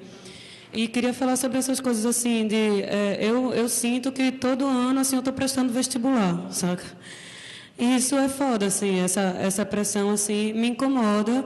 E eu acho que esses espaços todos, assim, vivem numa espécie de limbo e que a gente tenta, de uma maneira, manter esse equilíbrio.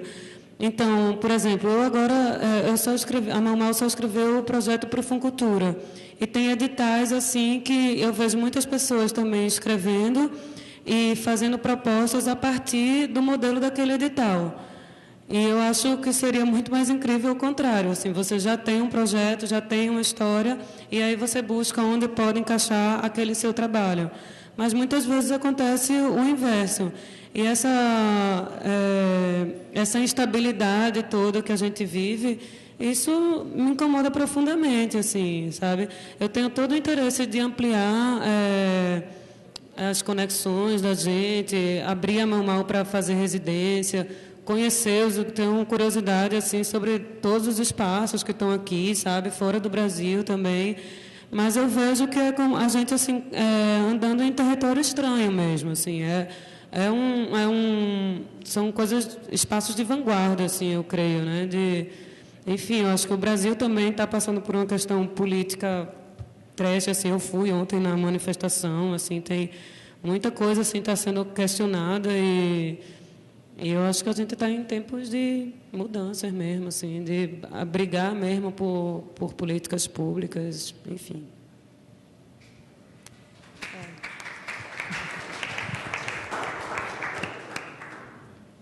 Mas te respondendo sobre o lastro, o projeto nunca teve um dinheiro fixo, assim, uma verba, né? Financiamento contínuo. Eu não poderia pagar as viagens, porque eu também não tenho um pai rico assim, que possa me bancar.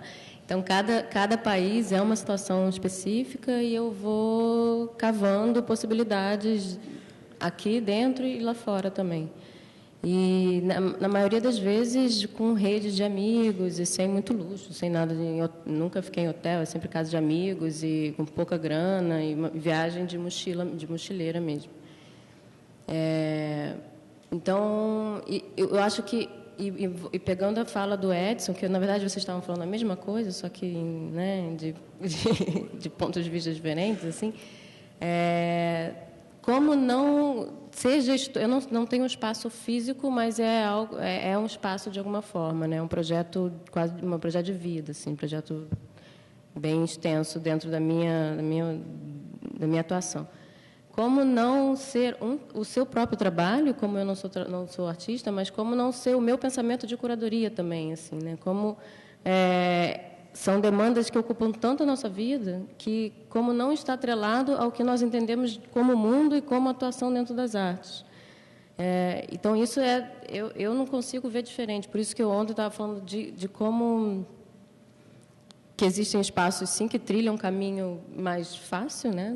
Mais natural, assim, da cena, assim, que acho que hoje em dia a coisa é possível trilhar, mas que existem espaços também que fazem o reverso, de desenhar circuitos, de desenhar novos circuitos, e não se fixar em apenas um como um legitimador.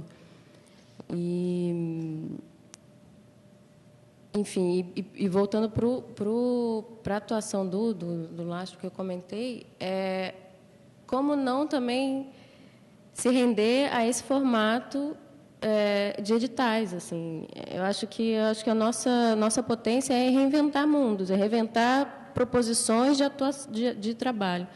Então, por que só se preocupar com a situação do edital? Por que não poderíamos ser polos catalisadores de exercícios de como sobreviver nesse mundo capitalista, sabe?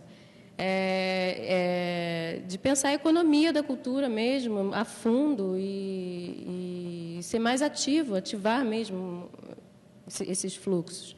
Porque, senão, cai realmente nesse vestibular anual, assim, de realmente ter que pensar e se voltar apenas para atividades em determinados editais e vinculados a verba pública, assim, mas tem várias experiências, a Casa Tomada com a associação de amigos, com a parte que você falou artistas com gravuras, né?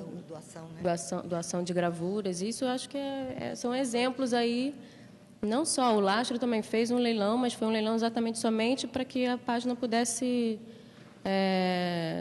existir, né? Mas eu não tenho vínculo nenhum com galeria, com colecionadores fixos, com nada disso. Então, cada atividade é uma nova reinvenção de como atuar. Oi. Pessoal, estou aqui falando em nome a gente está aqui conversando paralelo também. Sejamos francos, né? A gente está aqui a partir de um edital também, né? De R$100 mil. Todos aqui trabalham com editais. A grande maioria. Nenhum país tem um edital de R$100 mil. Outra coisa, a gente tem sim possibilidade de transformar projetos através desses editais. Um edital de residência, como vários espaços aqui têm, não exigem a gente cumprir, por exemplo, determinações para o artista fazer residência. É uma possibilidade do artista fazer o que ele quer fazer. Muitas vezes ele tem que finalizar com uma exposição, mas a gente não tem ali que negociar a exposição e o trabalho que aquele artista vai fazer.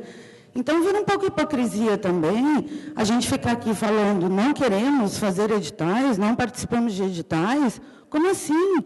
Isso é um processo de parceria.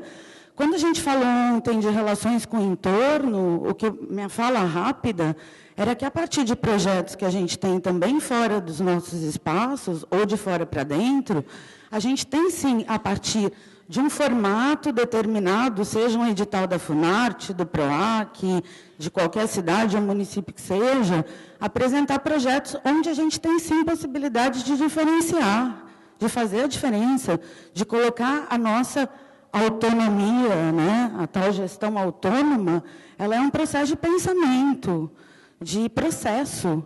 Né? A autonomia não está só numa condição da gente, quer dizer, fazer o que a gente pode ou não. A gente pode fazer o edital da forma que a gente entende que seja interessante trazer um resultado modificador, questionador. Quer dizer, todos nós aqui, a grande maioria que trabalha com editais, tem satisfação em trabalhar com eles também. Né? A burocracia é um aprendizado a partir, concordo, ser o artista...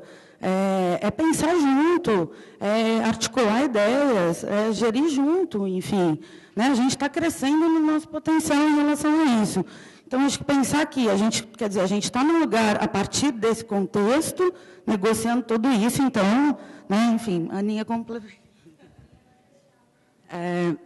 Não, eu gostaria de dizer que também acho que é uma hipocrisia, e assim... a Funarte, pelo menos, ao meu ver, pelo menos na minha formação e na minha pesquisa, teve um papel fundamental. Por exemplo, a revista Tatuí, ela só existiu, né, a partir de editais. Todos os números foram feitos a partir de editais, tanto Fundo Cultura, tanto SIC, e depois Funarte. E a questão é o seguinte, também existe essa reinvenção dentro do edital. Por exemplo, um dos editais, eu acho que foi o Rede, a gente usou ganhou o Rede, depois o Conexões, a gente fez um número da revista e fez uma residência.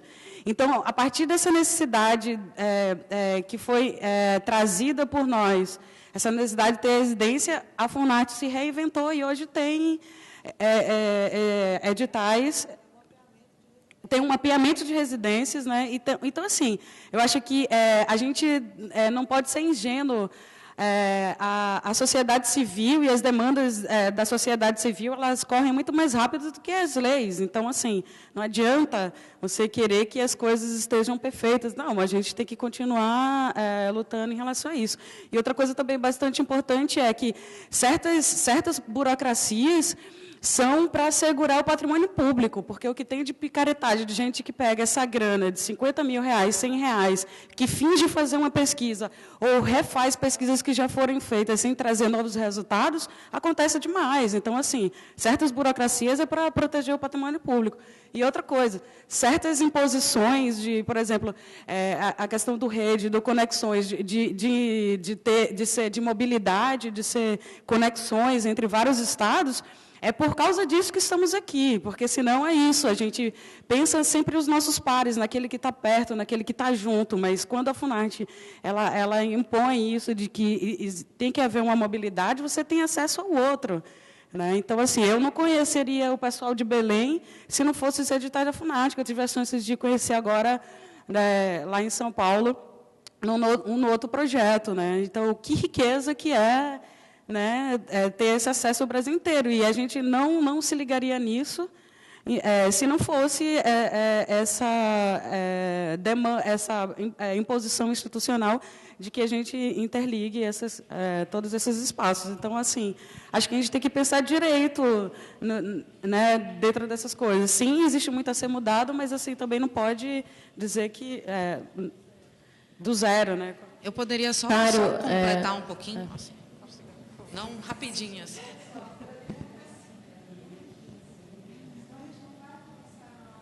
Mas eu queria fazer um comentário só sobre...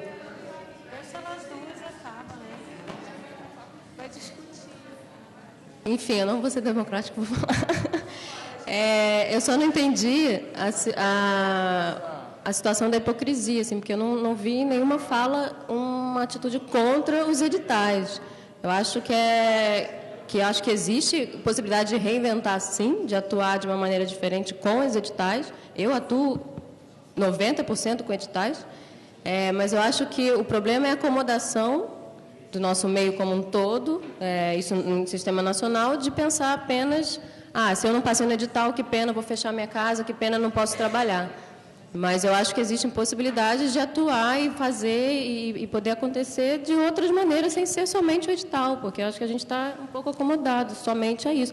Mas eu acredito sim nos editais, eu acho que estamos aqui todos por eles e a gente começou a se conhecer muito mais a partir dessa imposição do governo de ter um intercâmbio maior.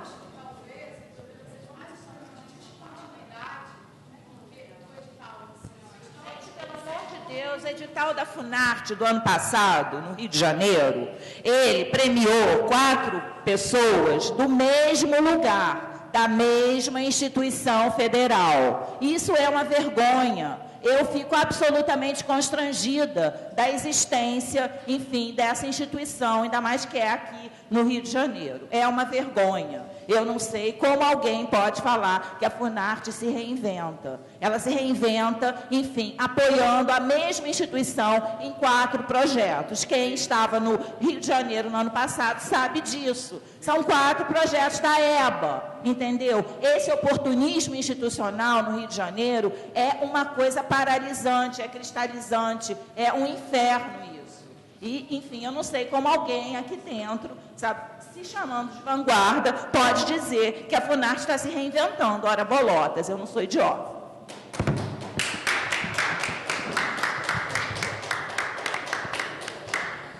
Gente, eu acho que a gente não está falando que a Funarte está se reinventando, a gente está falando como que nós estamos tentando nos reinventar. Né? Oi. Nós ainda dá tempo? Cada atividade. Dispersou, né? Encerrou? Encerrou? Bom, é isso, gente. Tchau. Você quer falar, eu te escuto, você me... Gente, assim, ó, a gente só ganhou um edital até hoje na Sala do Bredice. O resto foi editais de exposição, assim, normais, sabe?